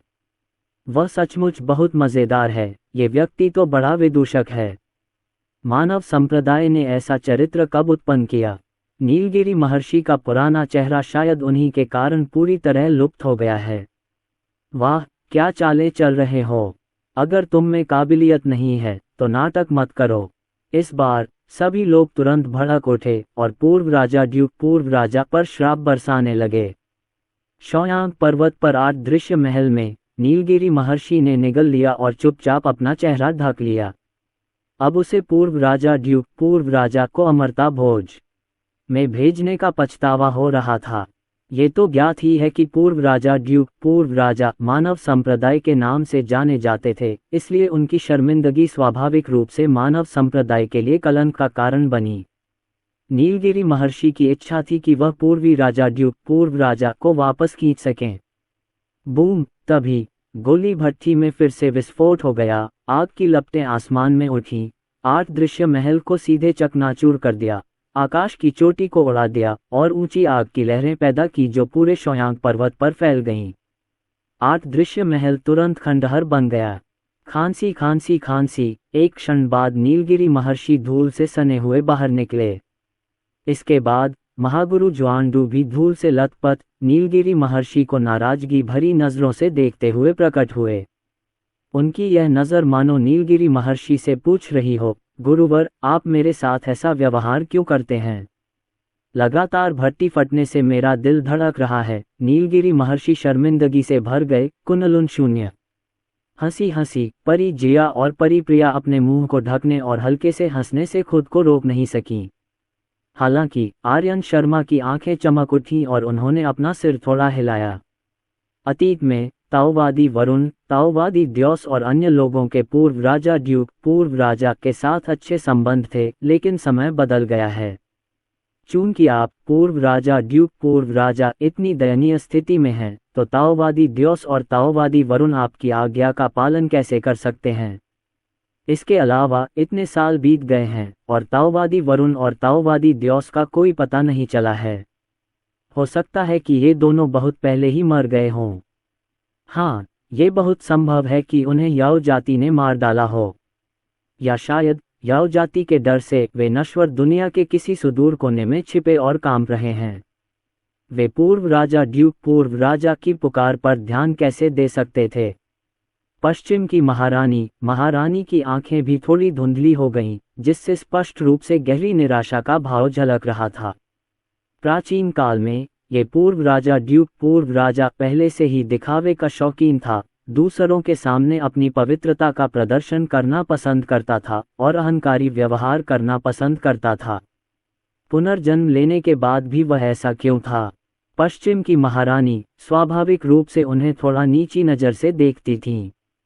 पूर्व राजा ड्यूक पूर्व राजा ने पश्चिम की महारानी रानी माँ के हाव भाव देखे और भीड़ की गपशप सुनी और खुद को चिंतित हुए बिना नहीं रह सके। उन्होंने जल्दी से एक और आदेश चिन्ह निकाला, उसे शून्य क्षेत्र में फेंका और चिल्लाए, ताओवादी अग्नि कहाँ है? नतीजा, फिर किसी ने उस पर ध्यान नहीं दिया। सब ने फिर से उपहास किया। पश्चिम की महारानी माँ तो और भी अधिक निराश थीं। पूर्वी राजा ड्यूक पूर्व राजा और भी चिंतित हो गए, उनका बूढ़ा चेहरा लाल हो गया। उन्होंने जल्दी से और कमांड टोकन निकाले और अपने पूर्व अधीनस्थों को बुलाने लगे। हालांकि उन्होंने उन्हें लगातार 10 से अधिक बार बुलाया, लेकिन एक भी व्यक्ति ने उन्हें जवाब नहीं दिया, न ही किसी ने उन्हें जवाब देने की हिम्मत की। हर कोई कुछ हद तक स्तब्ध था, अवाक भाव से ईस्ट किंग ड्यूक पूर्व राजा का प्रदर्शन देख रहा था। ईस्ट किंग ड्यूक पूर्व राजा का पुराना चेहरा सचमुच बरकरार नहीं रहा। वह झट से हंसा, वो सब घर पर नहीं हैं। सभी लोग पूर्व राजा ड्यूक पूर्व राजा को घृणा से देखते हुए आंखें घुमाने लगे। आर्यन शर्मा ने अचानक अपनी आंखें घुमाईं, पूर्व राजा ड्यूक पूर्व राजा की ओर देखा और मुस्कुराते हुए कहा, साथी दाववादी पूर्व राजा ड्यूक पूर्व राजा, क्या आप ईमानदारी से पश्चिम की रानी माँ महारानी की मदद कर रहे हैं? बिल्कुल, पूर्वी राजा ड्यूक पूर्व राजा खड़े होकर चिल्लाए। आर्यन शर्मा मुस्कुराया, अच्छा है, ये बेचारा ताओवादी रावण और ताईगी को सेना न भेजने के लिए मनाने के लिए स्वर्ग की यात्रा की तैयारी कर रहा है। वरना क्या हम साथ चलेंगे? हे भगवान! ईस्ट किंग ड्यूक पूर्व राजा ने महसूस किया कि उनका शरीर शिथिल हो गया है और वे सीधे अपने ध्यान कुंड पर गिर पड़े। क्या तुम मजाक कर रहे हो? अपने पिछले जन्म में पूर्व राजा ड्यूक पूर्व राजा को याओ जाति ने मार डाला था। वह पहले से ही रावण और ताईगी से छिपने में व्यस्त था, तो वह याओ जाति के पास जाने की हिम्मत कैसे कर सकता था? क्या ये कुत्ते के सामने मांस के बंस फेंकने जैसा नहीं है? वे चले जाते हैं और कभी वापस नहीं आते। ये तो ऐसा होना चाहिए जैसे एक मेमना बाघ की मांद में घुस गया हो। पश्चिम की महारानी ने आर्यन शर्मा की ओर देखा और उनकी आंखों में आशा की रोशनी लौट आई। उनके बगल में दक्षिणी ध्रुव के अमर बुजुर्ग और गौरव चौधरी घृणा से भरे हुए थे। उन्हें विश्वास नहीं हो रहा था कि आर्यन शर्मा का चेहरा इतना शानदार है कि रावण और ताईगी को पीछे हटने पर मजबूर कर देगा। और आर्यन शर्मा ने तो पिछली बार रावण की पत्नी को ही छीन लिया था। क्या वे सचमुच उसकी बात सुनेंगे? क्या साथी दाववादी पूर्व राजा ड्यूक पूर्व राजा, क्या आप जाने से डर रहे हैं? आर्यन शर्मा ने मुस्कुराते हुए ईस्ट किंग ड्यूक पूर्व राजा की ओर देखा और पूछा, इस बूढ़े ताओवादी की सचमुच हिम्मत नहीं है?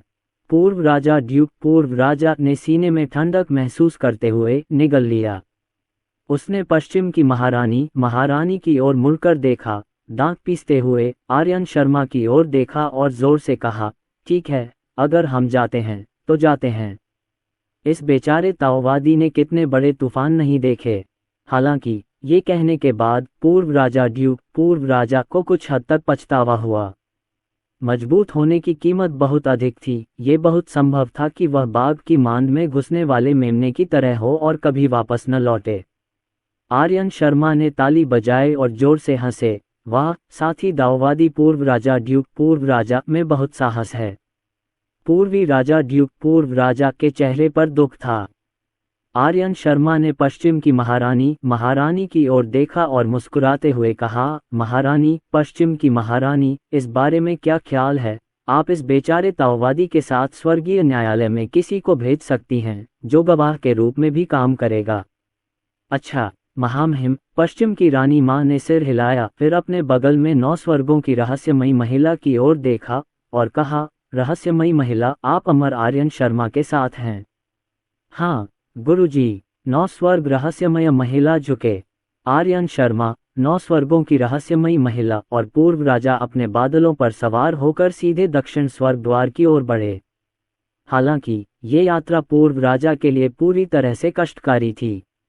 ये जानना जरूरी है कि पूर्व राजा के पिछले अवतार ईस्ट किंग ड्यूक को याओ जाति ने मार डाला था और अब वह स्वेच्छा से उनके जाल में फंस रहा था और सक्रिय रूप से याओ जाति की ओर बढ़ रहा था। ये बिल्कुल कुत्ते के आगे मांस की रोटी फेंकने जैसा था, वह चली जाती और कभी वापस नहीं आती। हाँ, वह वही मांस का बन था। इसलिए पूर्व राजा भयभीत और बहुत डरे हुए थे।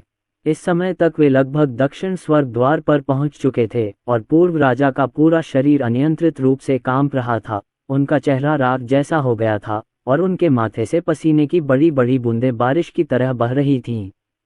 उसके पूरे शरीर में रोंगटे खड़े हो गए और रीढ़ की हड्डी में ठंडक दौड़ गई। यहाँ तक कि उसके हाथ पैर भी उसकी आज्ञा का पालन करना बंद कर चुके थे। क्या हुआ साथी ताओवादी पूर्व राजा? क्या तुम डर गए हो? तुम भी उन लोगों की तरह तो नहीं होगे जो शौच या पेशाब करने का बहाना बनाकर चुपके से निकल जाते हैं, है ना? हम 9 स्वर्गों की रहस्यमयी महिला इसकी गवाही दे सकती है। आर्यन शर्मा ने पूर्व राजा की ओर देखते हुए मुस्कुराते हुए कहा। इस बार 9 स्वर्गों की रहस्यमयी महिला को बाहर लाने का उनका उद्देश्य पूर्व राजा को बाध्य करना और उसे आज्ञाकारी रूप से अपने साथ स्वर्गीय न्यायालय में ले जाना था। ये पूर्व राजा मानव संप्रदाय का सदस्य था जो पहले से ही अवरोधन संप्रदाय का विरोधी था, और जिस बात ने आर्यन शर्मा को और भी अधिक अप्रसन्न किया वह थी उस दिन जब वे पहली बार मिले थे तो पूर्व राजा की उन 3 जियाओ बहनों की ओर अनियंत्रित निगाहें। आर्यन शर्मा की पूर्व राजा के बारे में समझ के आधार पर इस व्यक्ति द्वारा विवाह का प्रस्ताव रखने के लिए बाद में सुवर्णा द्वीप जाने की बहुत संभावना थी। पूर्व राजा की सबसे बड़ी इच्छा अपने पूर्व गौरव को पुनः प्राप्त करना था, और यह व्यक्ति तो आदि विश्व का प्रभार संभालने तथा स्वर्ग का सम्राट बनने के बारे में भी भ्रमपूर्ण कल्पना कर रहा था। इसलिए विवाह गठबंधन बनाना, विवाह का प्रस्ताव देने के लिए सुवर्णा द्वीप जाना और इंटरसेप्शन संप्रदाय से जुड़ना कुछ ऐसा था जो ईस्ट किंग ड्यूक निश्चित रूप से करेंगे। हालांकि मेघना पहले से ही आर्यन शर्मा से विवाहित थी, लेकिन ईस्ट किंग ड्यूक के निशाने पर स्वाभाविक रूप से जिया और प्रिया ही होंगी। लेकिन आर्यन शर्मा बिल्कुल नहीं चाहते थे कि उनकी सालियां ऐसे किरदार से शादी करें। हम कम से कम उन्हें उसके जैसे किसी व्यक्ति से शादी तो करनी चाहिए, और आर्यन शर्मा का मानना था कि वह अद्वितीय और बेजोड़ है। इसलिए आर्यन शर्मा ने जानबूझकर इस बार पूर्व राजा को यहाँ लाया ताकि पूर्वी राजा ड्यूक पर एक चाल चल सके। जैसी कि उम्मीद थी, जैसे ही पूर्व राजा ने आर्यन शर्मा को 9 स्वर्गों की रहस्यमयी महिला का जिक्र करते सुना, वह डर गया, क्योंकि उसे डर था कि 9 स्वर्गों की रहस्यमयी महिला वापस जाकर पश्चिम की राजमाता को बता देगी कि क्या हुआ था। बेशक पश्चिम की राजमाता भी पूर्व राजा के निशाने पर थीं। आखिरकार पश्चिम की रानी माँ के पीछे आदिम दुनिया की अमर महिलाएं थीं, जो एक अत्यंत शक्तिशाली शक्ति थीं। अपने पिछले जीवन में पूर्व राजा ड्यूक ने पश्चिम की रानी माँ का बहुत पीछा किया, लेकिन पश्चिम की रानी माँ का मानना था कि पूर्व राजा ड्यूक बहुत महत्वाकांक्षी था और महान चीजें हासिल नहीं करेगा, इसलिए वह सहमत नहीं हुई। इस जीवन में पूर्व के राजा ड्यूक ने पश्चिम की रानी माँ को अपने उत्थान के लिए एक सौदेबाजी चिप के रूप में माना और स्वाभाविक रूप से उन्हें बहुत महत्व दिया। उसे डर था कि 9 स्वर्गों की रहस्यमयी महिला वापस जाकर पश्चिम की राजमाता को बता देगी कि क्या हुआ था, जिससे पश्चिम की राजमाता के हृदय में उसकी ऊंची और शक्तिशाली छवि प्रभावित होगी। हालांकि अभी अभी अमरता भोज में उसकी छवि को नष्ट किया जा चुका था, लेकिन पूर्व राजा को अपने आप पर एक रहस्यमय आत्मविश्वास था। आर्यन शर्मा को 9 स्वर्गों की रहस्यमयी महिला का जिक्र करते देख पूर्व राजा चिंतित हो गए और जल्दी से खुद को शांत करने की कोशिश करते हुए चिल्लाए, बकवास! क्या बकवास कर रहे हो? जाओ, कौन चुपके से जा रहा है?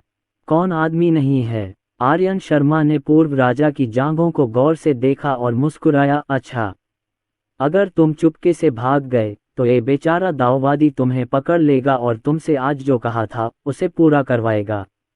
पूर्व राजा इतना डर गया कि उसने अपने पैर कस लिए, खुद को शांत किया और आर्यन शर्मा का पीछा किया। तीनों अपने बादलों पर सवार होते रहे। रास्ते में पूर्व राजा को 8 पाउंड ठंडा पसीना आ गया, उनका पूरा चेहरा राख जैसा हो गया, मानो वे थक गए हों।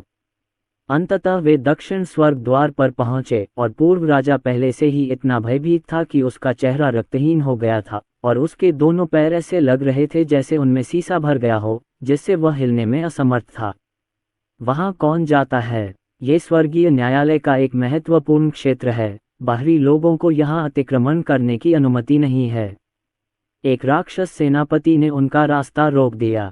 धिक्कार है। एक दिन जब मैं पूर्वी सम्राट तेई बन जाऊंगा तो मैं तुम्हें 2 जोरदार थप्पड़ मारूंगा। आर्यन शर्मा ने खुद से बड़बड़ाते हुए राक्षस जनरल को गर्व से देखते हुए और गहरी आवाज में कहा, जल्दी जाओ और रिपोर्ट करो। बस इतना कहो कि शिष्य आर्यन शर्मा इंटरसेप्शन संप्रदाय के संत नीलगिरी के 5वें प्रत्यक्ष शिष्य महामहिम रावण और पूर्वी सम्राट तेई से मिलने का अनुरोध करते हैं। आर्यन शर्मा। दानव सेनापति ने स्वाभाविक रूप से आर्यन शर्मा का नाम सुना होगा। वह अद्भुत आदमी जिसने स्वर्ग के सम्राट को धोखा दिया था। इंतजार करो। राक्षस सेनापति अचानक सचेत हो गया, जल्दी से मुड़ा और भाग गया। चमत्कारी धुंध के हॉल लिंगशियाओ पैलेस में पहुंचने पर दानव जनरल ने याओ जाति के 2 सर्वोच्चों को देखा, जल्दी से घुटने टेक दिए और झुककर कहा, महाराज, बाहर एक व्यक्ति है जो संत नीलगिरी के 5वें प्रत्यक्ष शिष्य आर्यन शर्मा होने का दावा करता है। वह आपसे मिलने का अनुरोध करता है। ये सुनकर रावण अचानक स्वर्ग सम्राट के सिंहासन से उठ खड़ा हुआ, उसके सिर पर हरा रंग छा गया, क्रोध से कांप रहा था, उसकी आंखें लाल हो गईं और वह दहाड़ा, वह यहाँ किस लिए है? ये कुत्ता अभी भी मेरे दानव कुल के स्वर्गीय दरबार में आने की हिम्मत कर रहा है। ये सचमुच मौत को दावत दे रहा है। मैं जाकर इसे मार डालूंगा। पूर्वी सम्राट ताई यह सुनकर तुरंत क्रोधित हो गए, खड़े हो गए और आर्यन शर्मा को मारने ही वाले थे। पुण्यवान छोटे भाई, रुको, रावण ने शीघ्रता से पुकारा। पूर्वी सम्राट ताई रुक गए, रावण की ओर देखा और चिंतित होकर बोले, ओह बड़े भाई, यह आदमी पहले से ही स्वर्ग के दरबार में है।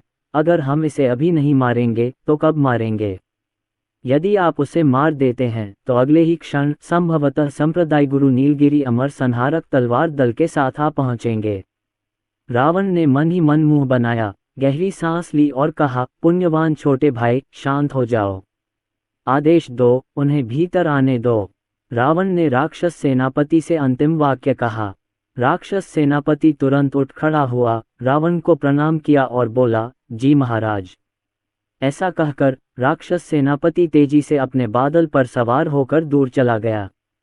पूर्वी सम्राट ताई क्रोध से कांप उठे, अपनी जांघ पर थपकी दी और चिंतित होकर बोले, ओह बड़े भाई, पुण्यवान छोटे भाई, धीरज रखो। थोड़ी सी अधीरता एक महान योजना को नष्ट कर सकती है। रावण स्वर्ग सम्राट के सिंहासन पर वापस बैठ गया और उदासीनता से बोला, हाय। पूर्वी सम्राट ताई ने आह भरी। एक क्षण के बाद दानव सेनापति आर्यन शर्मा और अन्य 2 को चमत्कारी धुंध के हॉल लिंगजियाओ पैलेस में ले गया। ऊपर से रावण ने आर्यन शर्मा और अन्य 2 को देखा और गहरी आवाज में कहा, अमर आर्यन शर्मा, तुम मेरे स्वर्गीय दरबार में क्यों आए हो? मैं यहाँ आपको धोखा देने आया हूँ। आर्यन शर्मा ने मन ही मन सोचा, फिर रावण की ओर देखा और मुस्कुराते हुए कहा, ये बेचारा ताओवादी महाराज के साथ एक व्यापारिक सौदे पर चर्चा करने के लिए स्वर्गीय दरबार में आया है। व्यापारिक सौदा? रावण ने गहरी भौहें चढ़ाईं। आर्यन शर्मा ने अपना सिर घुमाकर ईस्ट किंग ड्यूक और उसके बगल में खड़ी 9 हेवेंस मिस्टीरियस लेडी की ओर देखा और कहा, ये 9 हेवेंस मिस्टीरियस लेडी हैं जो पश्चिम की रानी माँ की शिष्या हैं। और यह ईस्ट किंग ड्यूक हैं। अरे यार आर्यन शर्मा, साले कुत्ते। पूर्वा राजा एकदम से डर गया, लगभग भड़क गया और आर्यन शर्मा के चेहरे पर थप्पड़ मार दिया। पूर्व राजा ड्यूक। ये सुनते ही रावण की पुतलियां तुरंत सिकुड़ गईं और उसकी नज़र सीधे पूर्व राजा पर पड़ी। पूर्वी सम्राट ताई की आंखों से लगभग 10 फुट लंबे दो अग्नि सांप निकले और उनकी ठंडी आंखों की जोड़ी भी पूर्व राजा को गौर से घूर रही थी। दैत्यराज सुपर्ण और अनेक दैत्य संत भी पूर्वराज की ओर घूर रहे थे। अपने पिछले जन्मों में उन्होंने ईस्ट किंग ड्यूक को घेर लिया था, लेकिन ईस्ट किंग ड्यूक ने अपने भौतिक शरीर को स्वयं नष्ट कर दिया और फिर उसकी आदि आत्मा बच गई। वह पूरी तरह से नहीं मरा था, जो रावण, ताई और याओ जाति के अन्य सदस्यों के लिए एक समस्या बन गई। आखिरकार पूर्व राजा ड्यूक को दाओ पूर्वज ने स्वयं पुरुष अमरों का मुखिया नियुक्त किया था। जब तक वह जीवित रहेगा, आदिम जगत पर उनकी याओ जाति का शासन अवैध रहेगा। ईस्ट किंग ड्यूक का नाम सुनते ही याओ जाति के सदस्य स्वाभाविक रूप से चिढ़ गए। ये आदमी जानबूझकर ऐसा कर रहा है, जानबूझकर। पर उसे क्या पता कि ये मामूली दाओवादी ईस्ट किंग ड्यूक है। पूर्व राजा ने आश्चर्य और क्रोध के मिले जुले भाव से आर्यन शर्मा को देखा, मानो वो आर्यन शर्मा को पूरा निगल जाना चाहता हो। पूर्व राजा ड्यूक। रावण ने अपने गले से ये 3 शब्द निकाले। उसके चारों ओर आग की लपटें उठ रही थीं और उसने गहरी आवाज में कहा, अरे नहीं, ईस्ट किंग ड्यूक नहीं, ये तो पूर्व राजा है। ओह ठीक है, ये पूर्व राजा है। अपने कायरतापूर्ण व्यवहार के साथ ये ईस्ट किंग ड्यूक कैसे हो सकता है? साथ ही ताओवादी पूर्व राजा, क्या आप सहमत नहीं होंगे? आर्यन शर्मा ने अपना सिर थपथपाया और आखिरी वाक्य कहने के बाद वह मुड़ा और मुस्कुराते हुए पूर्व राजा की ओर देखा। धिक्कार है, तुम काया हो, तुम्हारा पूरा परिवार काया है। तुम्हारी जबान फिसलने से मैं लगभग डर गया। पूर्व राजा को इस पल बहुत बुरा लगा। उन्होंने जल्दी से रावण और ताई की ओर देखा, अपने हाथों को एक साथ जोड़कर कहा, यह विनम्र ताओवादी मानव जाति का पूर्व राजा है। ओह, तो ये पूर्वा राजा है। रावण अपनी कुर्सी पर वापस बैठ गया। रावण ने स्वाभाविक रूप से मानव जाति में हाल ही में उभरे एक प्रतिभाशाली व्यक्ति के बारे में सुना था, जिसे तलवारधारी पूर्व राजा के रूप में जाना जाता था, लेकिन मात्र पूर्व राजा रावण के ध्यान के लायक नहीं था। पूर्वी सम्राट ताई भी अपनी सीट पर वापस बैठ गए। पूर्व राजा ने राहत की सांस ली। रावण ने आर्यन शर्मा की ओर देखा और पूछा, अमर आर्यन शर्मा, क्या मैं पूछ सकता हूं कि तुम मेरे स्वर्गीय दरबार में क्यों आए हो? आर्यन शर्मा ने मुस्कुराते हुए रावण और ताई की ओर देखा और कहा, यह विनम्र ताओवादी 9 स्वर्गों की रहस्यमयी महिला और पूर्वी राजा ड्यूक स्वर्गीय न्यायालय में आए हैं। धिक्कार है, मुझे फिर से डरा दिया। ये सुनते ही पूर्व राजा ने जोर से खांसी और जल्दी से सुधार किया, ये पूर्व राजा है, पूर्व राजा, ईस्ट किंग ड्यूक नहीं। ओह, ये तो पूर्व राजा है।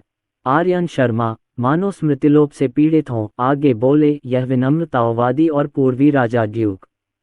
पूर्व राजा, पूर्व राजा, पूर्व राजा इतना भयभीत हो गया कि उसका दिल धड़क रहा था और उसने जल्दी से अपनी स्थिति सुधारी। ओह, ये तो पूर्व राजा है। आर्यन शर्मा ने मुस्कुराते हुए कहा, यह विनम्र ताओवादी इस बार महामहिम से यह अनुरोध करने आया है कि वे अपनी सेना वापस बुला लें और पश्चिमी कुनलुन पर हमला न करें। हम पश्चिमी कुनलुन पर हमला करें या न करें, ये हमारी याओ जाति का मामला है। अमर आर्यन शर्मा का हमारी याओ जाति के मामलों में दखल देना उचित नहीं है ना? ये सुनकर रावण ने गहरी भौहें सिकुड़ी और गंभीर स्वर में दहाड़ा। आर्यन शर्मा ने अपनी भौहें उठाईं, हाथ घुमाया, जिससे एक टोकन निकला और मुस्कुराते हुए रावण और ताई की ओर देखा और कहा, महाराज, आप इस टोकन को पहचानते हैं, है ना? नोवा महारानी का टोकन। ये दृश्य देखकर रावण और ताई की पुतलियां तेजी से सिकुड़ गईं। रावण का चेहरा तुरंत शांत हो गया। उसने आर्यन शर्मा की ओर देखा और व्यंग्यात्मक लहजे में कहा, महारानी अदिति ने तुम्हें नोवा महारानी का टोकन दिया है। इसका मतलब यह नहीं कि वह चाहती हैं कि तुम मेरी याओ जाति के आंतरिक मामलों में दखल दो। ये सम्राट तुम्हें आज्ञाकारी होकर वापस जाने की सलाह दे रहा है, वरना इस सम्राट को अशिष्टता का दोष मत दो। ओह, आर्यन शर्मा ने एक भौं उठाई और मुस्कुराते हुए रावण और ताई की ओर देखते हुए कहा, बहुत अच्छा, यह विनम्र ताओवादी आपको कुछ और दिखाएगा। इसके साथ ही आर्यन शर्मा ने अपना हाथ घुमाया, जिससे कई सुनहरे कौवे के पंख दिखाई दिए। सुनहरे कौवे के पंखों में अभी भी आग की गर्मी थी। सुनहरे कौवे के पंख देखकर रावण और ताई की पुतलियां तेजी से सिकुड़ गईं। आर्यन शर्मा, तुमने मेरी याओ जाति के युवराजों का अपहरण करने की हिम्मत की। तुम। रावण अचानक उठ खड़ा हुआ, आश्चर्य और क्रोध से आर्यन शर्मा को देखने लगा तथा दांत पीसने लगा। आर्यन शर्मा ने रावण की ओर मुस्कुराते हुए कहा, हिम्मत न करने की क्या बात है? क्या तुमने देखा नहीं? खैर, इस विनम्रतावादी को महाराज से बस एक ही बात चाहिए, पश्चिमी कुनलुन पर हमला मत करो, वरना यह विनम्रतावादी टिकट फाड़ देगा और स्वर्गीय सम्राट महाराज का कोई वारिस नहीं बचेगा। तुम, आर्यन शर्मा, तुम मौत को न्योता दे रहे हो। पूर्वी सम्राट ताई क्रोधित हो गए, उनके चारों ओर सूर्य की सच्ची अग्नि भड़क उठी और एक भयानक अर्धसंत दबाव, ज्वार की तरह, आर्यन शर्मा और अन्य दो की ओर लहर दर लहर बढ़ गया। आर्यन शर्मा के शरीर से एक मांग की निकली, जिसने उसे पूर्वी सम्राट ताई के दबाव से बचा लिया। उसने रावण और ताई की ओर मुस्कुराते हुए मुंह बनाया, महाराज, चिंता मत कीजिए। अगर इस विनम्रतावादी को कुछ हुआ तो मुझे डर है कि 10 राजकुमारों को भी कुछ हो जाएगा। तुम बदमाश, तुमने इस सम्राट को धमकी देने की हिम्मत की। तुम। रावण क्रोध से कांप उठा, फिर उसने दैत्य ऋषि बृहस्पति की ओर देखा। दैत्य ऋषि बृहस्पति ने सिर हिलाया और चुपचाप चमत्कारी धुंध के हॉल से बाहर निकल गए। आर्यन शर्मा जानता था कि बृहस्पति यह जांचने जा रहे हैं कि क्या 10 राजकुमारों का अपहरण हुआ है। आर्यन शर्मा जल्दी में नहीं था, इसलिए वह रावण, ताई और अन्य लोगों के साथ चमत्कारी धुंध के हॉल में रुक गया। पूर्वी सम्राट तयई क्रोध से कांप उठे, आर्यन शर्मा को घूरते हुए, दांत पीसते हुए बोले, आर्यन शर्मा, तुम बदमाश, ये सम्राट एक दिन तुम्हें मार डालेगा, मार डालेगा। देखिए, यह विनम्रतावादी संत नीलगिरी का 5वां प्रत्यक्ष शिष्य है। खैर, आप इस विनम्रतावादी के गुरु से यह बात कह सकते हैं और देख सकते हैं कि क्या इस विनम्रतावादी के गुरु आपकी बात मानेंगे। आर्यन शर्मा ने मुस्कुराते हुए पूर्वी सम्राट ताई की ओर देखा और कहा, तुम मौत को न्योता दोगे? पूर्वी सम्राट ताई क्रोधित हो गए। उन्होंने अपना हाथ घुमाया, अराजकता की घंटी दिखाई और उसे आर्यन शर्मा की ओर उछाल दिया। 9 स्वर्गों की रहस्यमयी महिला और पूर्व राजा भय से पीले पड़ गए। विशेषकर पूर्व राजा की हालत तो और भी खराब थी, वह एक मरे हुए कुत्ते की तरह सीधे जमीन पर गिर पड़े। हालांकि आर्यन शर्मा स्थिर रहा, उसका चेहरा अभी भी शांत और स्थिर था। वह रावण और ताई की ओर देखकर मुस्कुरा रहा था। अराजकता की घंटी आर्यन शर्मा से लगभग 1 फुट की दूरी पर रुक गई। यहाँ तक कि पूर्वी सम्राट ताई ने भी याओ जाति के भविष्य पर दांव लगाने की हिम्मत नहीं की। गोल्डन क्रो रक्त रेखा अत्यंत कीमती है। स्वर्गीय महारानी मेनका द्वारा रावण के लिए 10 छोटे स्वर्ण कौवों को जन्म देना याओ जाति का भविष्य था। जब ये 10 छोटे सुनहरे कौवे बड़े हो जाएंगे तो याओ जाति कितनी शक्तिशाली हो जाएगी। उस समय एक साधारण चुड़ैल जाति से डरने की क्या बात है। आर्यन शर्मा का चेहरा अभी भी मुस्कुराहट से चमक रहा था, लेकिन उसकी आंखें बेहद ठंडी थीं। उसने पूर्वी सम्राट ताई की ओर देखा और गहरी आवाज में कहा, हम महाराज ताई, बेहतर होगा कि आप अपनी टूटी हुई घंटी रख दें, वरना यह विनम्रतावादी 10 छोटे सुनहरे कौवों की सुरक्षा की गारंटी नहीं दे सकता। आप। पूर्वी सम्राट ताई क्रोध से कांप उठे, लेकिन उन्होंने फिर भी अराजकता की घंटी वापस ले ली। केवल आर्यन शर्मा को नपुंसक क्रोध में घूरने में सक्षम थे। अगर नजरों से जान जा सकती तो आर्यन शर्मा अब तक 10,000 बार मर चुका होता। कुछ क्षण पश्चात दैत्य ऋषि बृहस्पति गंभीर भाव से वापस लौटे और रावण को सिर हिलाकर संकेत दिया। रावण और पूर्वी सम्राट ताई के हाव भाव तुरंत ही बदल गए। रावण ने दांत पीसते हुए आर्यन शर्मा की ओर देखा और गुस्से से कहा, आर्यन शर्मा, तुमने ऐसा करने की हिम्मत की, तुमने इस सम्राट को धमकी देने की हिम्मत की, तुमने। महाराज, बेहतर होगा कि आप अपनी सेना वापस बुला लें। इस विनम्रतावादी का धैर्य सीमित है, आर्यन शर्मा ने ठंडे स्वर में कहा। उसके बगल में 9 स्वर्गों की रहस्यमयी महिला ने आर्यन शर्मा को देखा, उसे अकेले ही पूरी याओ जाति का सामना करते हुए देखा, शांत और संयमित, यहाँ तक कि याओ जाति के 2 सर्वोच्च प्राणियों, रावण और ताई को भी गतिविधि की झड़ी लगाने के लिए मजबूर कर दिया। ऐसा आदमी ही सच्चा आदमी है। फिर अपने बगल में रीढ़विहीन पूर्व राजा को देखकर 9 स्वर्गों की रहस्यमयी महिला को बहुत घृणा महसूस हुई और उसने मन ही मन पूर्व राजा पर थूक दिया। जैसा कि कहा जाता है, तुलना नहीं तो नुकसान नहीं। इस समय पूर्वा राजा और आर्यन शर्मा के बीच एक विपरीत स्थिति बन गई, जिससे 9 हेवंस मिस्टीरियस लेडी के दिल में आर्यन शर्मा की छवि अचानक अविश्वसनीय रूप से ऊंची हो गई। पहली बार उसे इस आदमी में गहरी दिलचस्पी पैदा हुई। उसे यह नहीं मालूम था कि जब एक महिला किसी पुरुष में रुचि लेने लगती है तो ये बहुत खतरनाक बात होती है। आप याव जाति के सदस्यों ने आर्यन शर्मा को घूरते हुए कहा कि काश वे उसे जीवित ही खा जाते। आप रावण और पूर्वी सम्राट तयई, ये 2 व्यक्ति जिन्होंने कई वर्षों तक महाविनाश पर प्रभुत्व बनाए रखा था, इस समय आर्य शर्मा के सामने केवल शक्तिहीन होकर क्रोध कर सकते थे। अंततः रावण ने गहरी सांस ली, आर्यन शर्मा की ओर देखा और कहा, बस बस, मैं तुमसे वादा करता हूं, मैं पश्चिम कुनलुन पर आक्रमण नहीं करूंगा। वाह! 9 स्वर्गों की रहस्यमयी महिला ने राहत की सांस ली। उसकी खूबसूरत नजरें आर्यन शर्मा पर टिक गईं और एक पल के लिए वह कुछ स्तब्ध सी हो गई। इस आदमी ने वास्तव में राक्षस जाति के प्रतिष्ठित स्वर्गीय सम्राट रावण को पीछे हटने पर मजबूर कर दिया। आर्यन शर्मा ने रावण को गौर से देखा और कहा, यह विनम्र ताओवादी आप पर भरोसा नहीं करता है। तुम क्या चाहते हो? रावण का गला रुंध गया। उसने आश्चर्य और क्रोध से आर्यन शर्मा की ओर देखा, दांत पीसते हुए कहा, आर्यन शर्मा, तुम्हारा इरादा क्या है? आर्यन शर्मा ने रावण की ओर मुस्कुराते हुए कहा, जब तक महाराज स्वर्गीय शपथ नहीं लेते।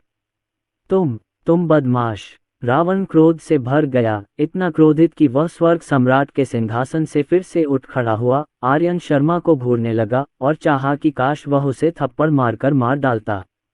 पूर्वी सम्राट ताई की आंखें भी चौड़ी हो गई थीं, मानो वह आर्यन शर्मा को पूरा निगल जाना चाहता हो।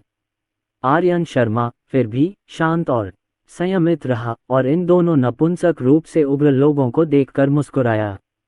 उसने 3 उंगलियां उठाकर मुस्कुराते हुए कहा, महाराज, इस विनम्र ताओवादी का धैर्य जवाब दे चुका है।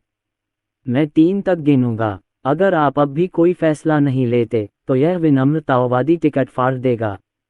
टिकट फाड़ दो, इसका क्या मतलब है? रावण और पूर्वी सम्राट ताई दोनों दंग रह गए। 2, 3, आर्यन शर्मा की आवाज उनके कानों में गूंज उठी। आर्यन शर्मा के चेहरे पर ठंडक देखकर रावण और ताई डर से कांप उठे और जल्दी से चिल्लाए, रुको। आर्यन शर्मा के होठों पर मुस्कान आ गई। उसने मुस्कुराते हुए रावण की ओर देखा और कहा, क्या महाराज, क्या आप किसी निर्णय पर पहुंच गए हैं? रावण क्रोध से कांप उठा, उसकी आंखों से आग उगल रही थी, लेकिन फिर भी उसने एक गहरी सांस ली, कमजोरी से अपना दाहिना हाथ बढ़ाया, स्वर्ग की ओर इशारा किया और ऊंची आवाज में घोषणा की, ऊपर स्वर्गीय दाओ, मैं रावण, याव जाति का स्वर्गीय सम्राट, आज स्वर्गीय दाओ को शपथ दिलाता हूँ, जब तक आर्यन शर्मा मेरे 10 पुत्रों को रिहा नहीं कर देता, मैं वचन देता हूँ कि मैं पश्चिम कुनलुन पर कभी हमला नहीं करूँगा। अगर मैं अपना वचन तोड़ता हूँ तो स्वर्गीय वज्र मुझे तुरंत मार गिराए।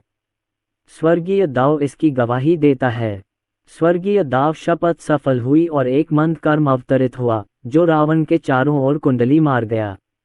रावण ने घुरघुराहट के साथ कहा, उसका चेहरा कुछ पीला पड़ गया था। उसने आर्यन शर्मा को बड़े क्रोध से देखा और दांत पीसते हुए कहा, आर्यन शर्मा, क्या अब तुम मेरे 10 राजकुमारों को रिहा कर सकते हो? उसके बगल में 9 स्वर्गों की रहस्यमयी महिला पहले से ही अचंभित थी, उसकी आंखें प्रशंसा से चमक रही थी जब उसने आर्यन शर्मा को देखा। उसके पहले इस व्यक्ति ने याव जाति के स्वर्गीय सम्राट महामहिम को स्वर्गीय दाव शपथ लेने के लिए मजबूर किया था, जिससे याव जाति के पास कोई अन्य विकल्प नहीं बचा था। आर्यन शर्मा ने सिर हिलाया और मुस्कुराते हुए कहा, स्वाभाविक है। इस विनम्र ताओवादी के सुरक्षित रूप से पश्चिम कुनलुन लौटने के बाद 10 राजकुमार सुरक्षित रूप से तांग घाटी लौट आएंगे। बेहतर होगा कि तुम अपना वादा निभाओ, वरना मैं तुम्हें इसकी कीमत चुकाने पर मजबूर कर दूंगा। रावण ने आर्यन शर्मा को घूरते हुए, दांत पीसते हुए और उग्रता से बोलते हुए कहा, अच्छा, अब अलविदा। आर्यन शर्मा ने रावण की ओर हाथ हिलाया, फिर पूर्व राजा की ओर मुड़कर मुस्कुराया, पूर्व राजा ड्यूक, पूर्व राजा, क्या आप अभी तक नहीं जा रहे हैं? धिक्कार है, तुमने मुझे फिर से डरा दिया। पूर्वा राजा फिर से डर से कांप उठा, जल्दी से उठा और आर्यन शर्मा के पीछे बाहर चला गया। अब अलविदा। इसका क्या मतलब? रावण एकदम हतप्रभ था, लेकिन आर्यन शर्मा के हाव भाव देखकर उसे लगा कि आर्यन शर्मा उसे उकसा रहा है। बड़े भाई, पूर्वी सम्राट ताई क्रोध से कांप उठे और क्रोधित होकर बोले, शांत हो जाओ। 10 राजकुमारों के तांग घाटी लौटने के बाद हम अपनी योजनाएं बनाएंगे। रावण की आंखों में तेज चमक आ गई जब उसने गहरी आवाज में कहा। पूर्वी सम्राट ताई ने सिर हिलाया। रावण ने बृहस्पति की ओर मुड़कर पूछा, बृहस्पति, वास्तव में क्या हुआ था? 10 राजकुमार तांग घाटी से कैसे चले गए? बृहस्पति आगे बढ़े, रावण की ओर हाथ बढ़ाया और कहा, महाराज को सूचित करते हुए, ये पहरेदारों ने कहा कि महामहिम पूर्वी सम्राट 10 राजकुमारों को तांग घाटी से बाहर ले गए हैं। बकवास। ये सुनते ही पूर्वी सम्राट ताई क्रोधित हो उठे और तुरंत गालियां देने लगे। रावण की आंखों में तेज चमक आ गई और उसने गहरी आवाज में कहा, ये वही आर्यन शर्मा रहा होगा जो तुम्हारे सदृश गुणी छोटे भाई में बदल गया था। लेकिन उसने इतने सारे पहरेदारों को कैसे मूर्ख बनाया? पूर्वी सम्राट ताई ने गहरी भौहें चढ़ाईं, बोलने के लिए अपना मुंह खोला, लेकिन अंत में उन्होंने कुछ नहीं कहा। उनकी राय में ये संप्रदाय मास्टर नीलगिरी ही रहे होंगे जिन्होंने दानव जनरलों को आर्यन शर्मा के परिवर्तन को देखने से रोकने के लिए कुछ विधि का उपयोग किया होगा। दूसरी ओर आर्यन शर्मा, पूर्व राजा और 9 स्वर्ग रहस्यमयी महिला ने स्वर्गीय न्यायालय छोड़ दिया। पूर्व राजा का बुरा चेहरा जोर से फड़क उठा। उन्होंने आर्यन शर्मा की तरफ देखा और मुस्कुराए, वो कि मुझे कुछ और काम है, इसलिए अब मैं विदा लेता हूँ, अलविदा। ऐसा कहकर पूर्व राजा अपने बादल पर सवार होकर मानो अपनी जान बचाने के लिए शौयांग पर्वत की ओर भागे। इस बार पूर्व राजा स्वर्गीय न्यायालय में गए थे और पूरी तरह से अपमानित हुए थे, इतना डर गए थे कि उनके पैर कमजोर हो गए थे। अगर 9 स्वर्गों की रहस्यमयी महिला वापस आकर पश्चिम की राजमाता को ये बात बताए, तो क्या वह इतना शर्मिंदा नहीं होगा कि जमीन की किसी दरार में छिप जाना चाहेगा? इसलिए पूर्व राजा भाग गया। वह पश्चिम कुनलुन जाने का साहस नहीं कर सका। जहां तक आर्यन शर्मा का सवाल है तो वह जल्दबाजी में नहीं थे। उसने चालाकी से रावण को ये जानकारी दे दी थी कि पूर्व राजा ही पूर्व राजा है। उसे लगा कि रावण अपनी बुद्धि से पूर्व राजा की जांच जरूर कर लेगा। ये तथ्य कि पूर्व राजा ड्यूक पूर्व राजा थे, गुप्त नहीं रखा जा सका। जब वह समय आएगा तो वह पूर्व राजा की मृत्यु का दिन होगा। फिर आर्यन शर्मा और 9 हेवेंस मिस्टीरियस लेडी पश्चिम कुनलुन लौट आए। तभी आर्यन शर्मा ने अपनी उंगली हिलाई, जिससे प्रकाश की एक किरण निकली। प्रकाश की एक किरण मेघना की ओर उड़ी। समुद्र को शांत करने वाले दिव्य मोती चमक उठे और 10 छोटे सुनहरे कौवे जमीन पर लेट गए। मेघना ने अपनी भौहें उठाईं और जल्दी से शून्य क्षेत्र में भागकर पश्चिम कुनलुन की ओर भागी। मेघना के जाने के कुछ समय बाद ही रावण और ताई की आकृतियां मूल स्थान पर प्रकट हो गईं। 10 अचेत छोटे सुनहरे कौवों को देखकर रावण और ताई दोनों ने राहत की सांस ली। दूसरी ओर आर्यन शर्मा और 9 स्वर्ग रहस्यमयी महिला पश्चिम कुनलुन लौट आए। 9 हेवेंस मिस्टीरियस लेडी ने स्वर्गीय न्यायालय में आर्यन शर्मा की सभी गतिविधियों का बहुत विस्तार से, बहुत ही जीवंतता के साथ वर्णन किया।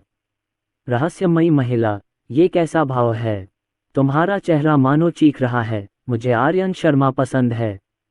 पश्चिम की राजमाता की आंखें ये सब देखते ही अचानक फड़क उठीं। उन्हें इस बात का थोड़ा पछतावा हो रहा था कि उन्होंने 9 स्वर्गों की रहस्यमयी महिला को आर्यन शर्मा के साथ स्वर्ग के दरबार में जाने दिया। पश्चिम की राजमाता भावुक हो गईं। उन्होंने मुड़कर आर्यन शर्मा को प्रणाम किया और कहा, बहुत बहुत धन्यवाद अमर आर्यन शर्मा। इस बार रावण को पश्चिम कुनलुन पर आक्रमण करने से रोकने के लिए आर्यन शर्मा ने रावण के 10 राजकुमारों का अपहरण कर लिया और उन्हें धमकाया। इससे भयंकर शत्रुता उत्पन्न हो गई। इसे एक अंतहीन झगड़ा कहा जा सकता है। पश्चिम की राजमाता को स्वाभाविक रूप से अपनी सराहना दिखानी पड़ी। आर्यन शर्मा ने पश्चिम की रानी माँ को धीरे से सहारा दिया और मुस्कुराते हुए कहा, पश्चिम की रानी माँ, आप बहुत विनम्र हैं। पश्चिम की राजमाता ने आर्यन शर्मा की ओर देखा, उनका सुंदर चेहरा गंभीर था। उन्होंने गहरी सांस ली और कहा, अमर आर्यन शर्मा की धार्मिकता महान है। भविष्य में अगर तुम्हें मुझसे किसी चीज़ की ज़रूरत हो तो बेझिझक मांग लेना। मेरा पश्चिम कुनलुन किसी भी खतरे का सामना करेगा, चाहे इसके लिए कोई भी कीमत चुकानी पड़े। हम महाविनाश की सभी अमर स्त्रियां मेरी रखैलें बन जाएं। आर्यन शर्मा ने मन ही मन सोचा, उसकी आंखें चमक उठीं।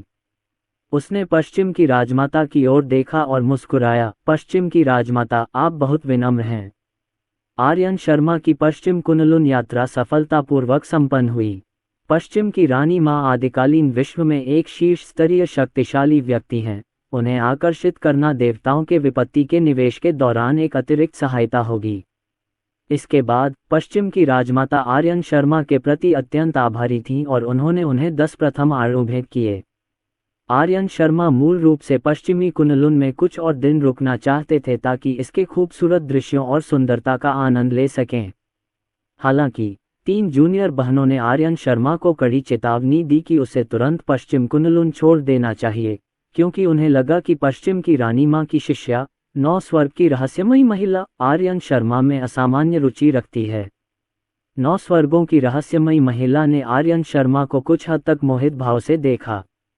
उन्हें डर था कि यदि आर्यन शर्मा पश्चिम कुनलुन में बहुत अधिक समय तक रुका तो वह पेंगलाई अमर द्वीप पर एक और रखेल को वापस ले आएगा और फिर उनके पास रोने के लिए कोई जगह नहीं होगी। असहाय आर्यन शर्मा केवल 3 जूनियर बहनों के साथ पश्चिम कुनलुन छोड़ सकते थे।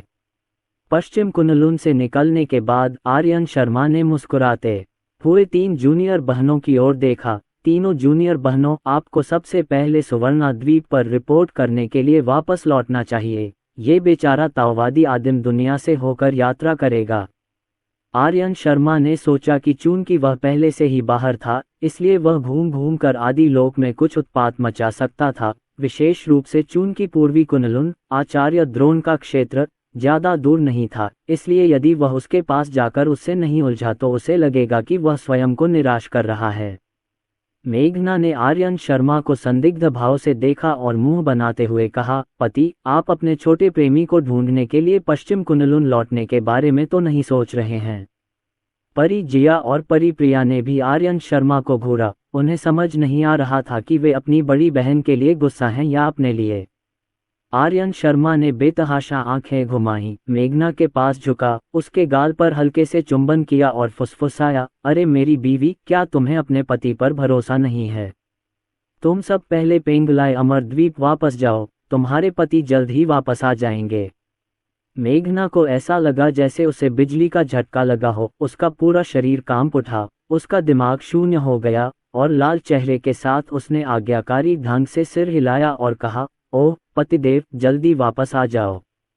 हम चिंता मत करो, ये बेचारा ताओवादी जरूर जल्दी लौट आएगा। ये बेचारा ताओवादी अभी भी तुम्हारे साथ बच्चे पैदा करने के बारे में सोच रहा है, मेरी पत्नी।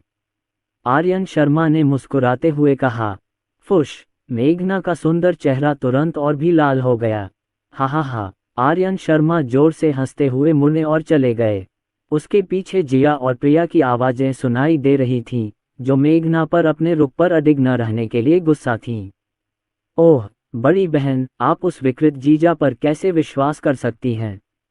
ये सही है बड़ी बहन, जीजाजी ने कुछ ही शब्दों में आपको बहका दिया। आप अरे, तुम्हें कैसे पता कि तुम्हारा जीजा बिगड़ल है? ओह ये वो, जब हम पेंगलाई अमर द्वीप पर थे, जीजाजी ने मेरे नितंब थपथपाए। जीजाजी ने मेरी तरफ आंख मारी। आर्यन शर्मा ने उदास भाव से सुना और तेजी से बादल पर सवार होकर भाग गया।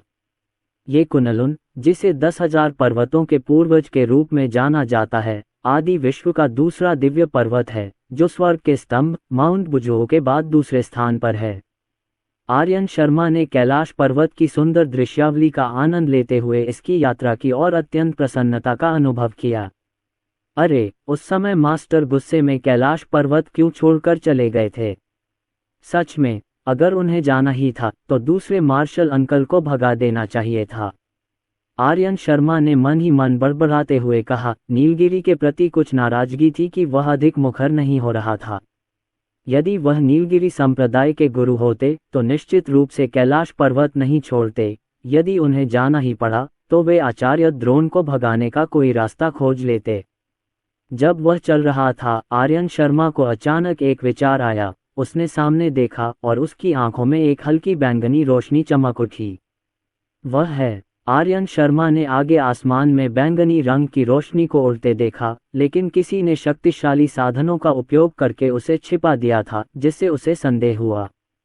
एक क्षण के लिए हिचकिचाते हुए आर्यन शर्मा अपने बादल पर सवार होकर आगे बढ़े और जांच करने की तैयारी करने लगे। यदि उनके महान दाव दिव्य शिष्य न होते तो वह इस अमर क्षेत्र की खोज ही न कर पाते।